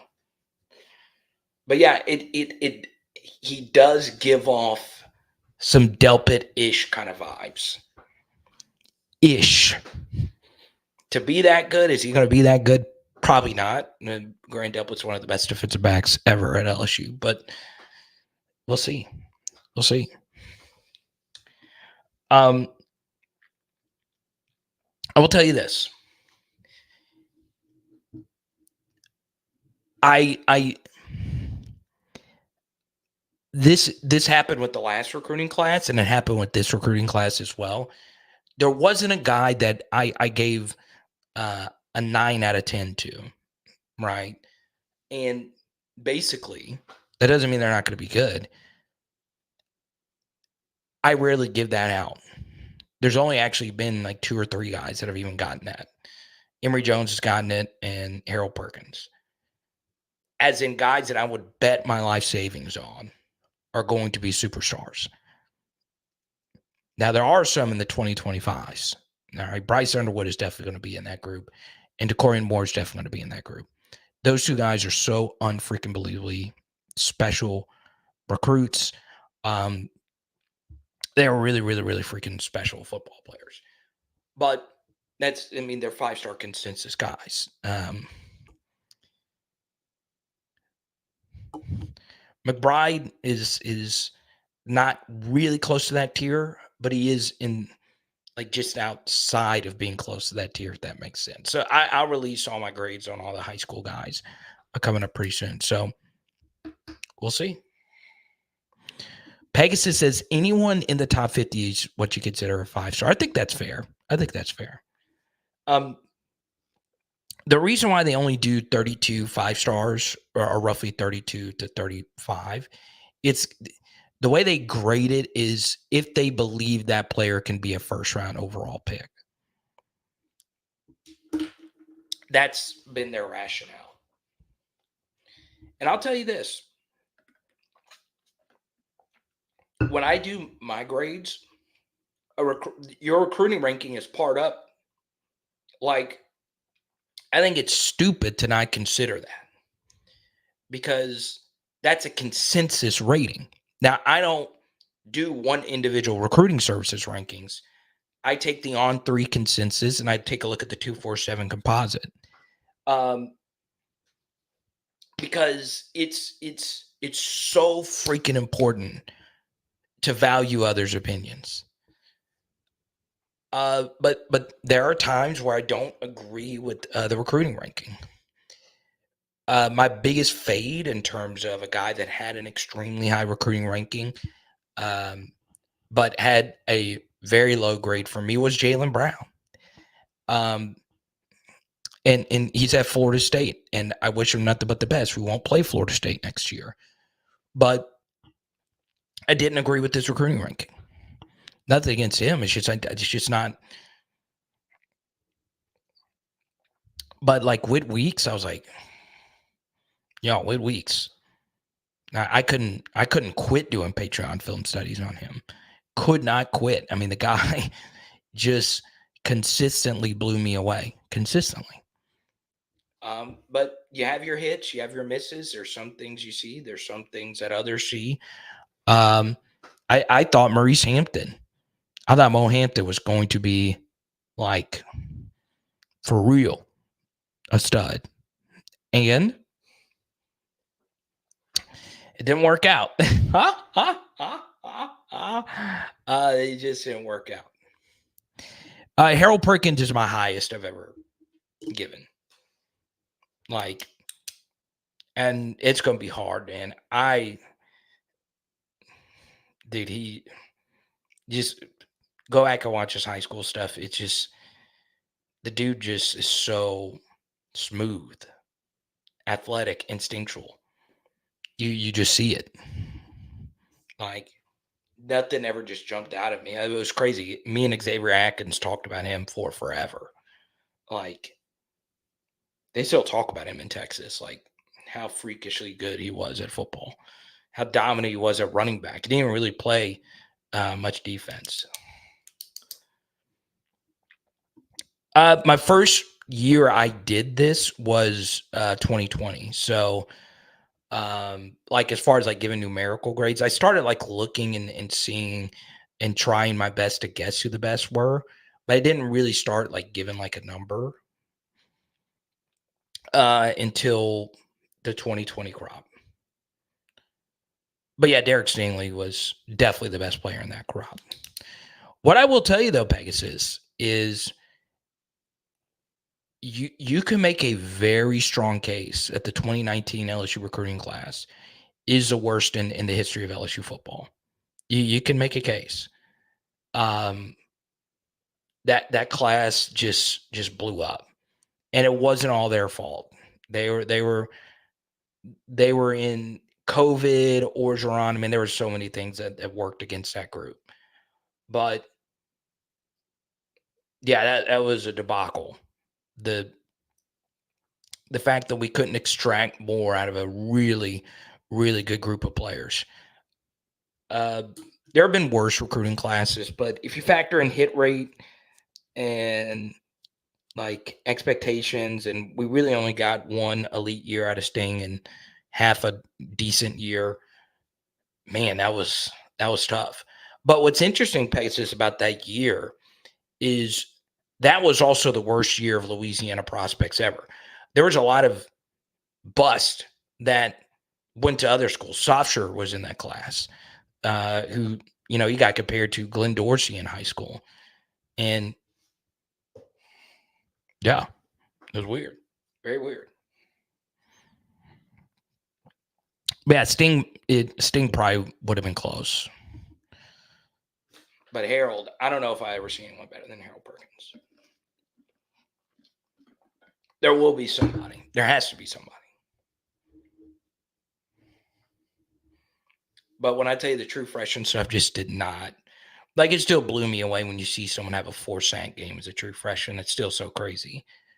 But it just did not shock me. I mean, the dude was just so ungodly special as a player. And he's, that's what's really exciting about Blake. Blake Baker coached a lot of studs in that Missouri defense. He's coached a lot of really good players. This might be the best player he's ever coached. And he's always, Blake at a lot of different stops, he's always gotten more out of a group than most would get out of a certain group. So could you imagine if Blake Baker somehow, some way could get Harold Perkins to another level? Like what he did as a true freshman, but different.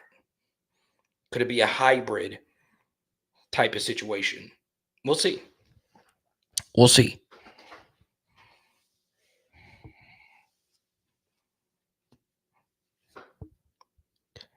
Yeah, I'm a huge Debo guy. Huge Debo. I will say I'm very biased, though. The kid blew me away in the interviews, and I still talk to him some. It's tough to keep in contact with certain people you interview, but I will definitely keep in contact with them because we had a lot of fun, deep conversations outside of our interview. So there you go.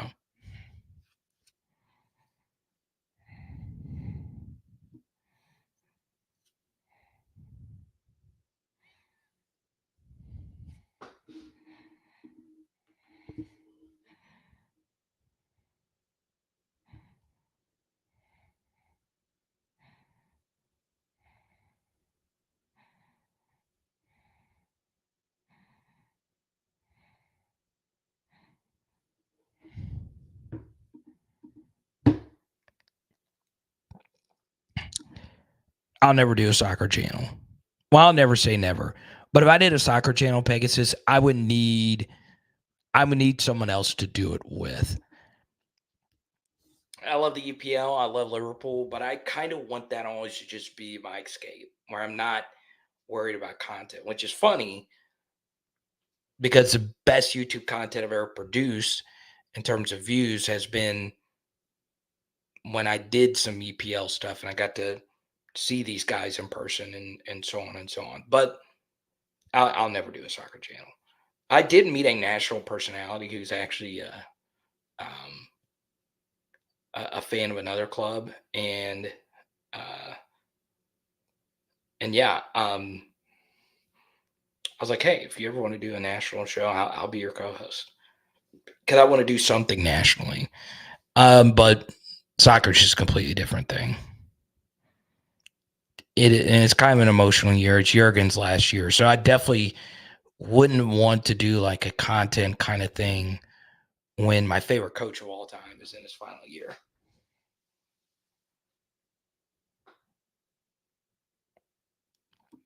I hope you're right, EJB. I hope you're right.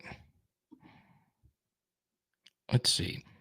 If you're sitting around and I didn't answer your question from earlier, I get to hang out with TJ here in a few weeks. I'm pretty excited.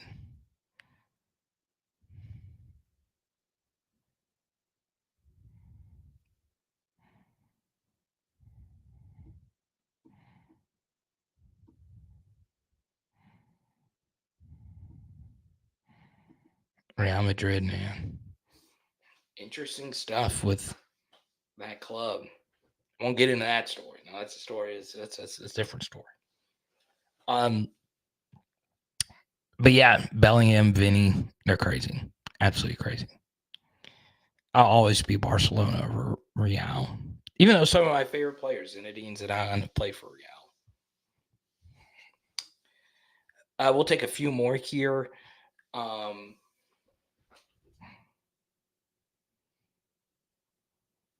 Is there something else? I got to kickoff. Oh, we didn't talk about the hip drop tackle rule. No, I think this is a good rule. I think it's a great rule, actually. Defenses will adapt. Don't give me, well, the rules are against the defense. Y'all, scoring has been down in the NFL. Scoring has been down. People want to see points. Ban the hip drop tackle. The hip drop tackle is the reason why Jordan Travis got sent into another dimension. Adapt. And I'm a defensive guy. I play that was that's I care about that side of the football more. But if the rugby players can do it as fast as they're moving, NFL players can do it too. It is a brutal way to tackle someone. Well, football's a contact sport. Yeah, well, we need to talk about the ethics of a contact sport if the result of one certain way of tackling someone oftentimes leads itself into broken ankles, bone protruding through skin, knees popping in the opposite direction. And I understand football's a contact sport, and things, it's hard. You're going at full speed. Okay. If we can't do it safely, then what's the point in doing it? But Carter, football isn't meant to be safe. It's not meant to be safe. What? Not meant to be safe? There's got to be a certain level of safety. UFC's not meant to be safe. I'm not allowed to punch you in the back of your head. Not allowed to punch you in the family jewels.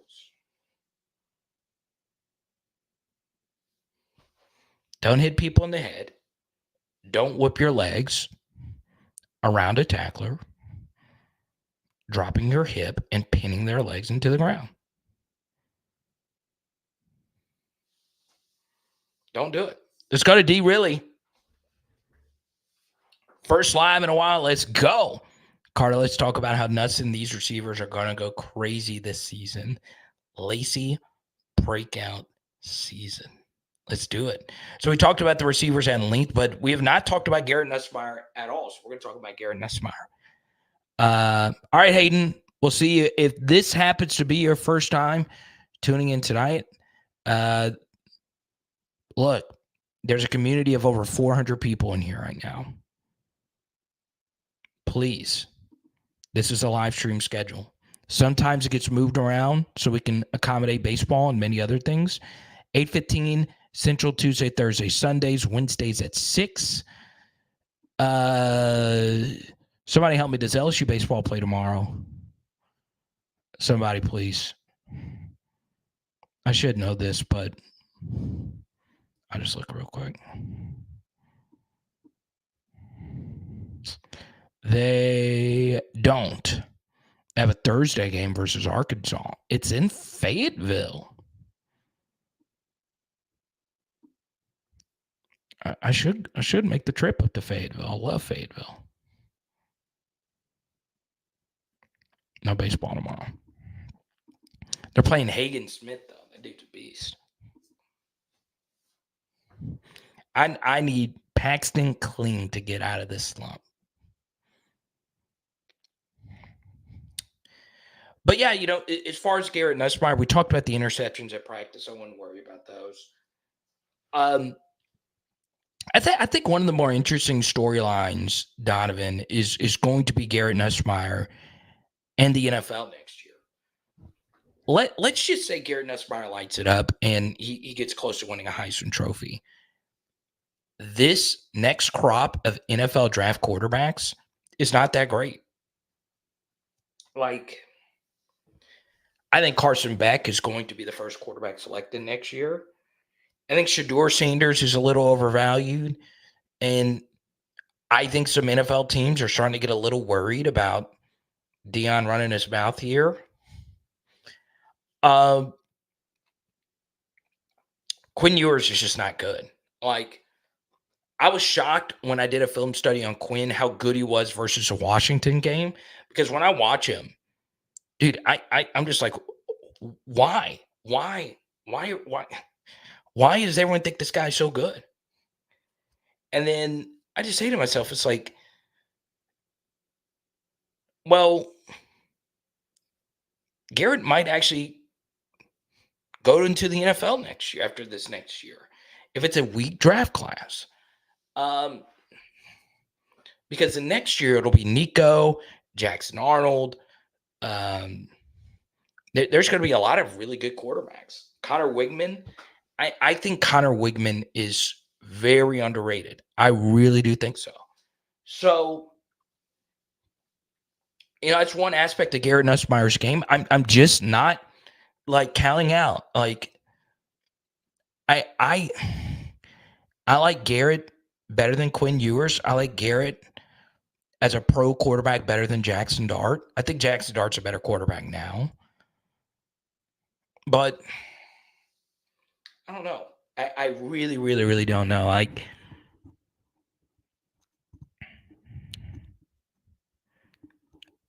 I have friends in the NFL and they all agree there's just not really a guy. There's just really not. If I'm an NFL team and I got to draft Quinn Ewers, I'd rather drink cyanide. I am not spending a first-round pick.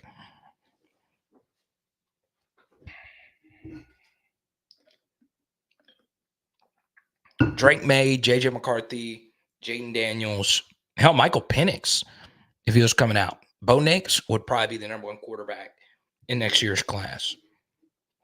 Bryce Young, C.J. Stroud, Anthony Richardson would all be the number one quarterback. Will Levis would be the number one quarterback in the next draft class.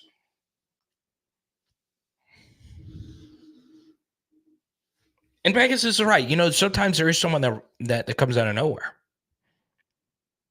Oh, Donovan, sexy name. DJU.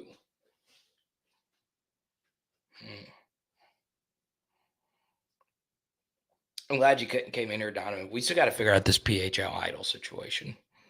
We have got to figure it out. I need to get on my P's and Q's for PHL idol. Donovan, did you see that? So for those that don't know, Donovan's actually like a country musician. I met Kix Brooks a few weeks ago. Kix Brooks said, "My Maria, tell you, girl." Oh, man. I know we have to cancel PHO Idol because LSU baseball had to stink and go win the College World Series. But I felt like I failed you and Branson Cat. I really did. I did have a successful country music artist lined up. What up, Nail? Good to see you, man. Go right on ahead, buddy.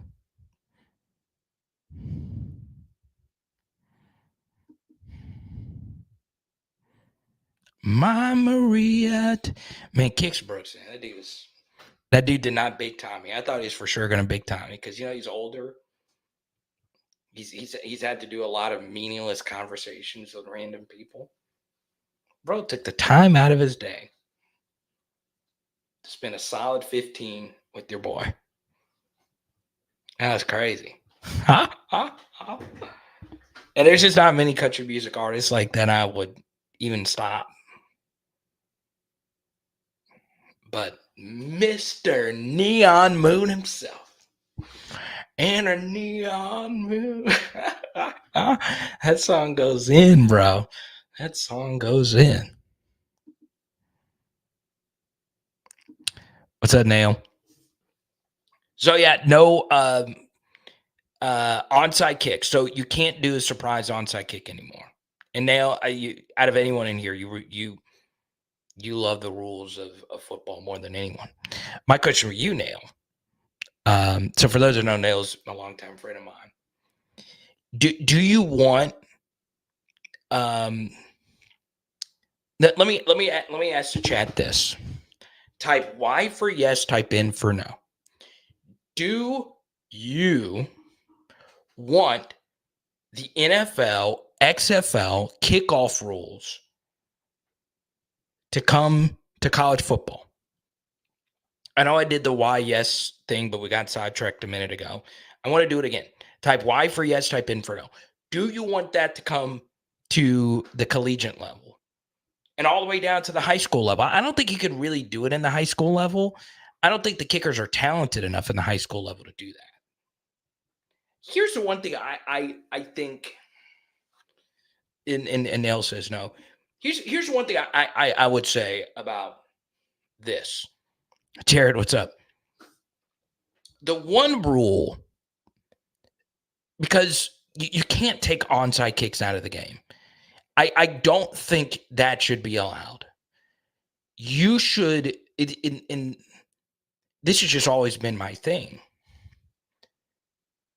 You know, in baseball, if you score, guess what? You're allowed to keep scoring unless you just run out of bounds. Basketball is back and forth. Hockey is back and forth. I think in football, if you score, you should always have the option of keeping the football. So this is why I'm confused with the NFL rules. And I did a full video on my Power Hour NFL channel. I should be allowed the option, and they do this in the XFL, to keep the football. And what they do is they allow you to go for it on your own 25-yard line. You have one play to pick up 10 yards. So it's like a 4th and 10 from your own 25-yard line. And if you get it, you keep possession. If you don't, the opposing team gets to have it at your 25-yard line.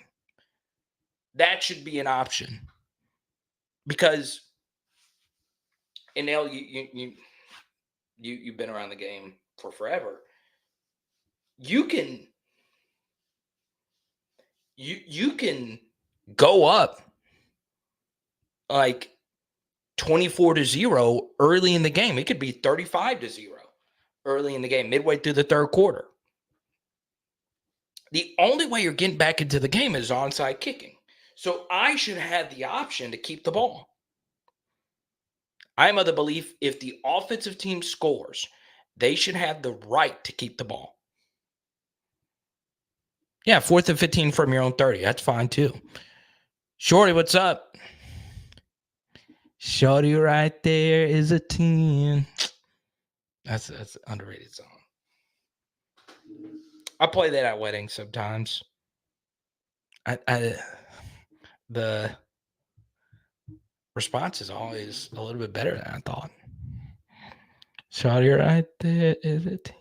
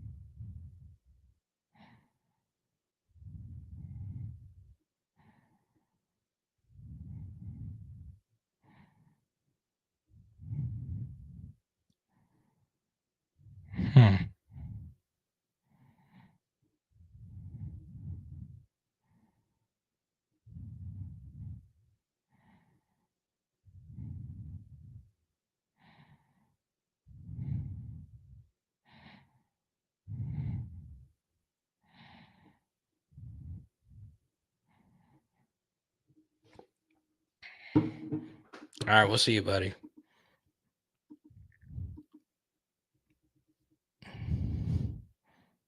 It is interesting. So I went on one of the biggest Arkansas shows last night after I did Blake's show. And like, whether it be the Tennessee videos, I do a lot of Tennessee content now. Y'all, Tennessee fans, they are, there are times, obviously biased. I think LSU fans are the best. There are times when I wonder if Tennessee fans are a completely different species of human. They are so rabid. And some are like unbelievably sharp, and some are just crazy fans of the team, and they just watch whatever you put out there. I'll see Tennessee content that's not even that good. 10, 15,000 views. Vol fans are something serious. And sometimes I wonder if it's just like the perfect mix of optimism and delusion, because they have a really good coach. But do you really ever think Tennessee is going to win a national championship? I would say no. I think Nico could get them there. I think Nico's really good. But dude, their fans are so elite. Every single SEC video, 15,000, 20,000. Every single one. I did my first practice video. Wasn't even my best video. They didn't have a whole lot of good practice footage available. And I scrounged up the best I could. People eating that, what up. Tennessee fans are crazy. You saw them when they came to Baton Rouge. Dude, Tiger Stadium was half orange for an 11 a.m. game. Tennessee fans still made that trip. Dude, they are freaking incredible. And they are dying to win a national championship in something. No, their women's program will never be the same without Pat. Baseball team, they choke every year under Tony. So now it's up to Rick Barnes. I picked Tennessee to win it all in basketball. I think Rick Barnes is actually going to get it done this year. I'm cheering for old Rick. Rick's a good guy. There's not college basketball is full of some of the sleaziest stuff. You won't find many people that say a bad word about Rick. And when Texas fired him, Tennessee, that was one of the best moves that their administration did under Fulmer. They immediately hired Rick the next day. They were like, what the hell is Tennessee to Texas doing?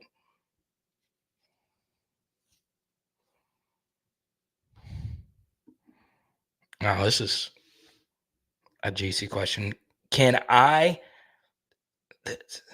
You asked, can you take a guess why my nickname is Shorty? Okay. I can take a guess. I don't know if I want to. All right. Especially if it's a male with the nickname Shorty. It's kind of a nickname reserved for females. But that's normally Shawty. That's normally Shawty.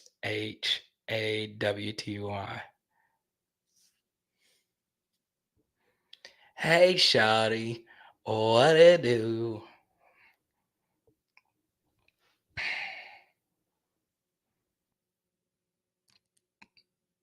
T-Pain's verse in that song. I won't say who actually sings the major song because I want to stay monetized. But T-Pain's verse in that song is so killer. But no, why is your nickname Shorty? I don't know. I hope it's something PG-13.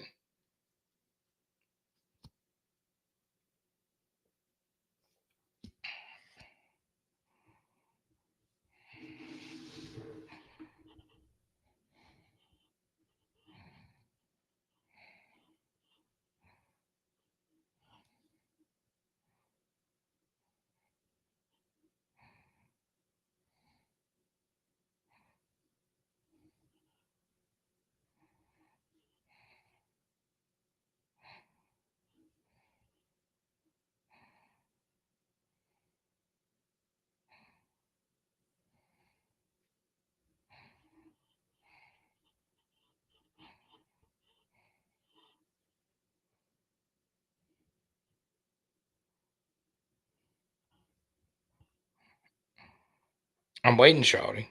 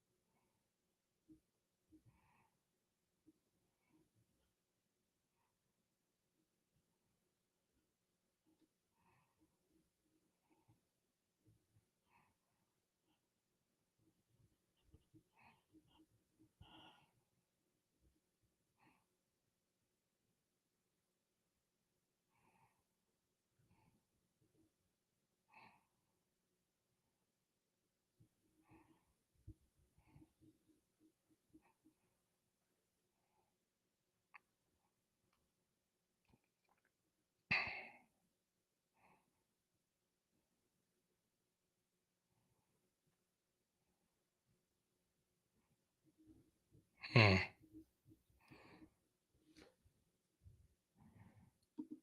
It's just because I'm short. You're 5'2". That's good. I'm not tall either. Not to burst your bubble. 5'2". So you're a full 2 feet shorter than Victor Wembanyama. Wait, Donovan says my 2-year-old is projected to be 6'6". Wait, they project that stuff? How do you project that stuff? How? Wait, has NFL analytics reached the baby community where we're projecting? That's crazy. Let's see. So this is how much taller. This is how taller Victor Wembanyama is. I have it upside down. But now this will be backwards. Is that right? So Victor Wembanyama is this much taller than you. That actually is pretty tall. That actually is a lot taller. Now I think about it.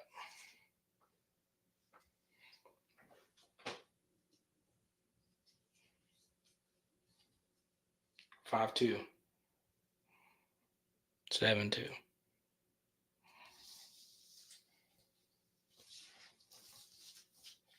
Y'all like Wemby? Are y'all Wemby guys and gals? I'm not a Wemby guy.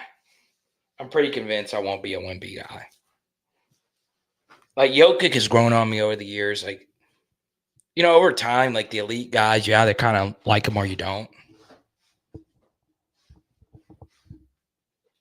Jokic has grown on me. LeBron's grown on me. I don't know if I ever be a Wemby guy. I don't know if I ever be a Wemby guy.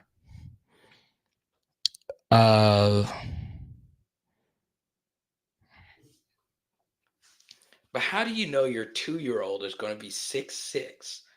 And Donna, you're not that tall yourself. So how do you know? Like, is it an algorithm? You type your kid's name in there. It's like, well, Ryder has grown a lot in the last week.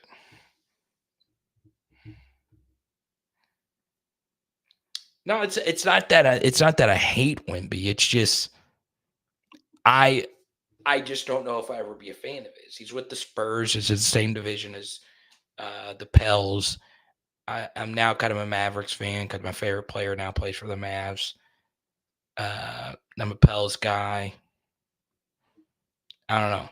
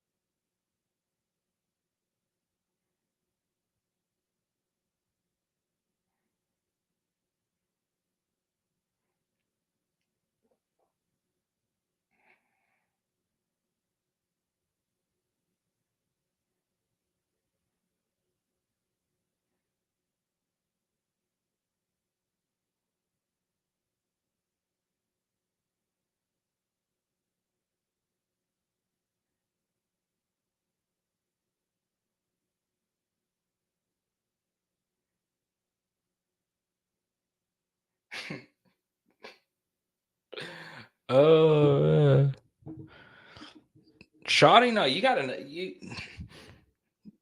I think you'll grow a little. I think you got another one in you. Here go two more. Oh, that's so funny. Oh, okay. So you're 5'8", so you're my height. But your wife's got height on her side. But you can't have a kid be 6'6" and you be 5'8". That is this kid a guy or a girl? Now, if it's a girl and she's gonna be 6'6", then you really are cooking. You are really cooking. Uh, you got a Sylvia Fowles on your hand. I feel like I should know. I should know this.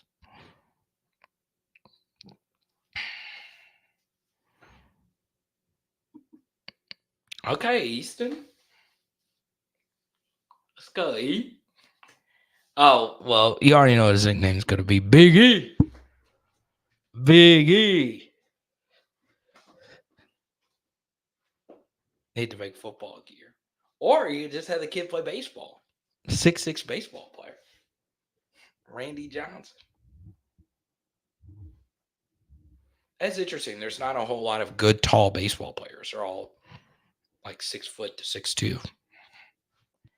Or Dustin Pedroia, Alex Bregman,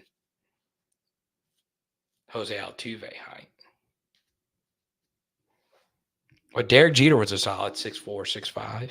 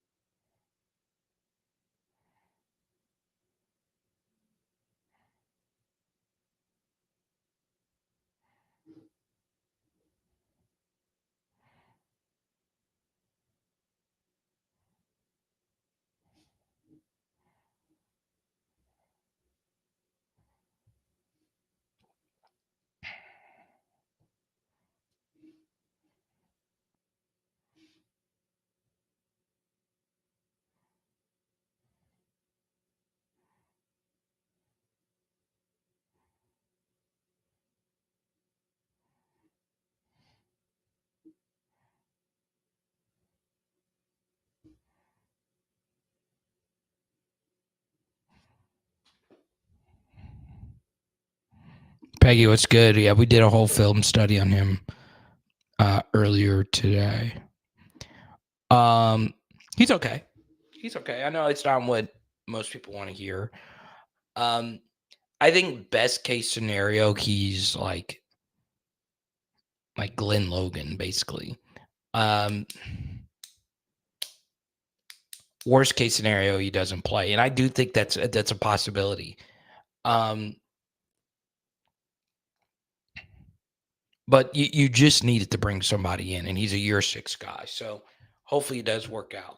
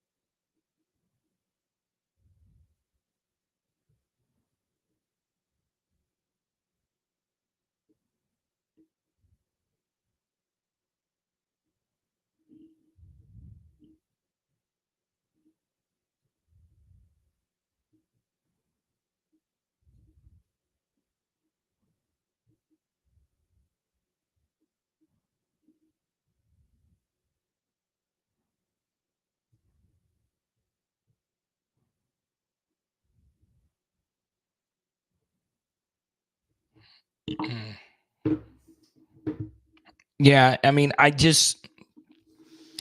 he started a lot this past year for Wisconsin, and he's not bad. I mean, he's definitely not that.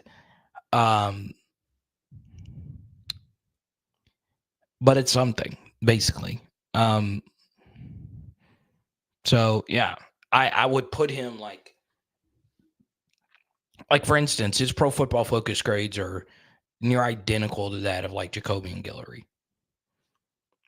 So actually, they're a little worse than Tank's. And that's why, I always say this. You could find skill position guys in the portal. You can. It's just hard to find linemen. It really, really, really is hard.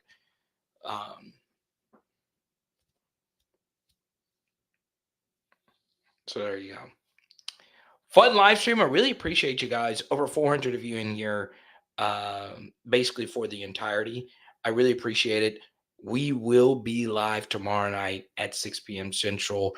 And as we always do, I want to shout out our top super chatters. We didn't quite get to a hundo. That's okay. Jared, Grant, H-Town, Hayden, and D. Really. I think we're going to get to a hundo tomorrow. We're going to give out this autograph. Oh, I hit my light.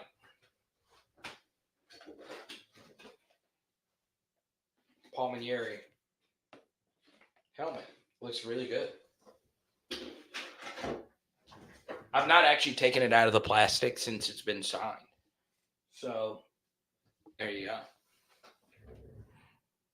Now, if you want my full thoughts on Gio Paez,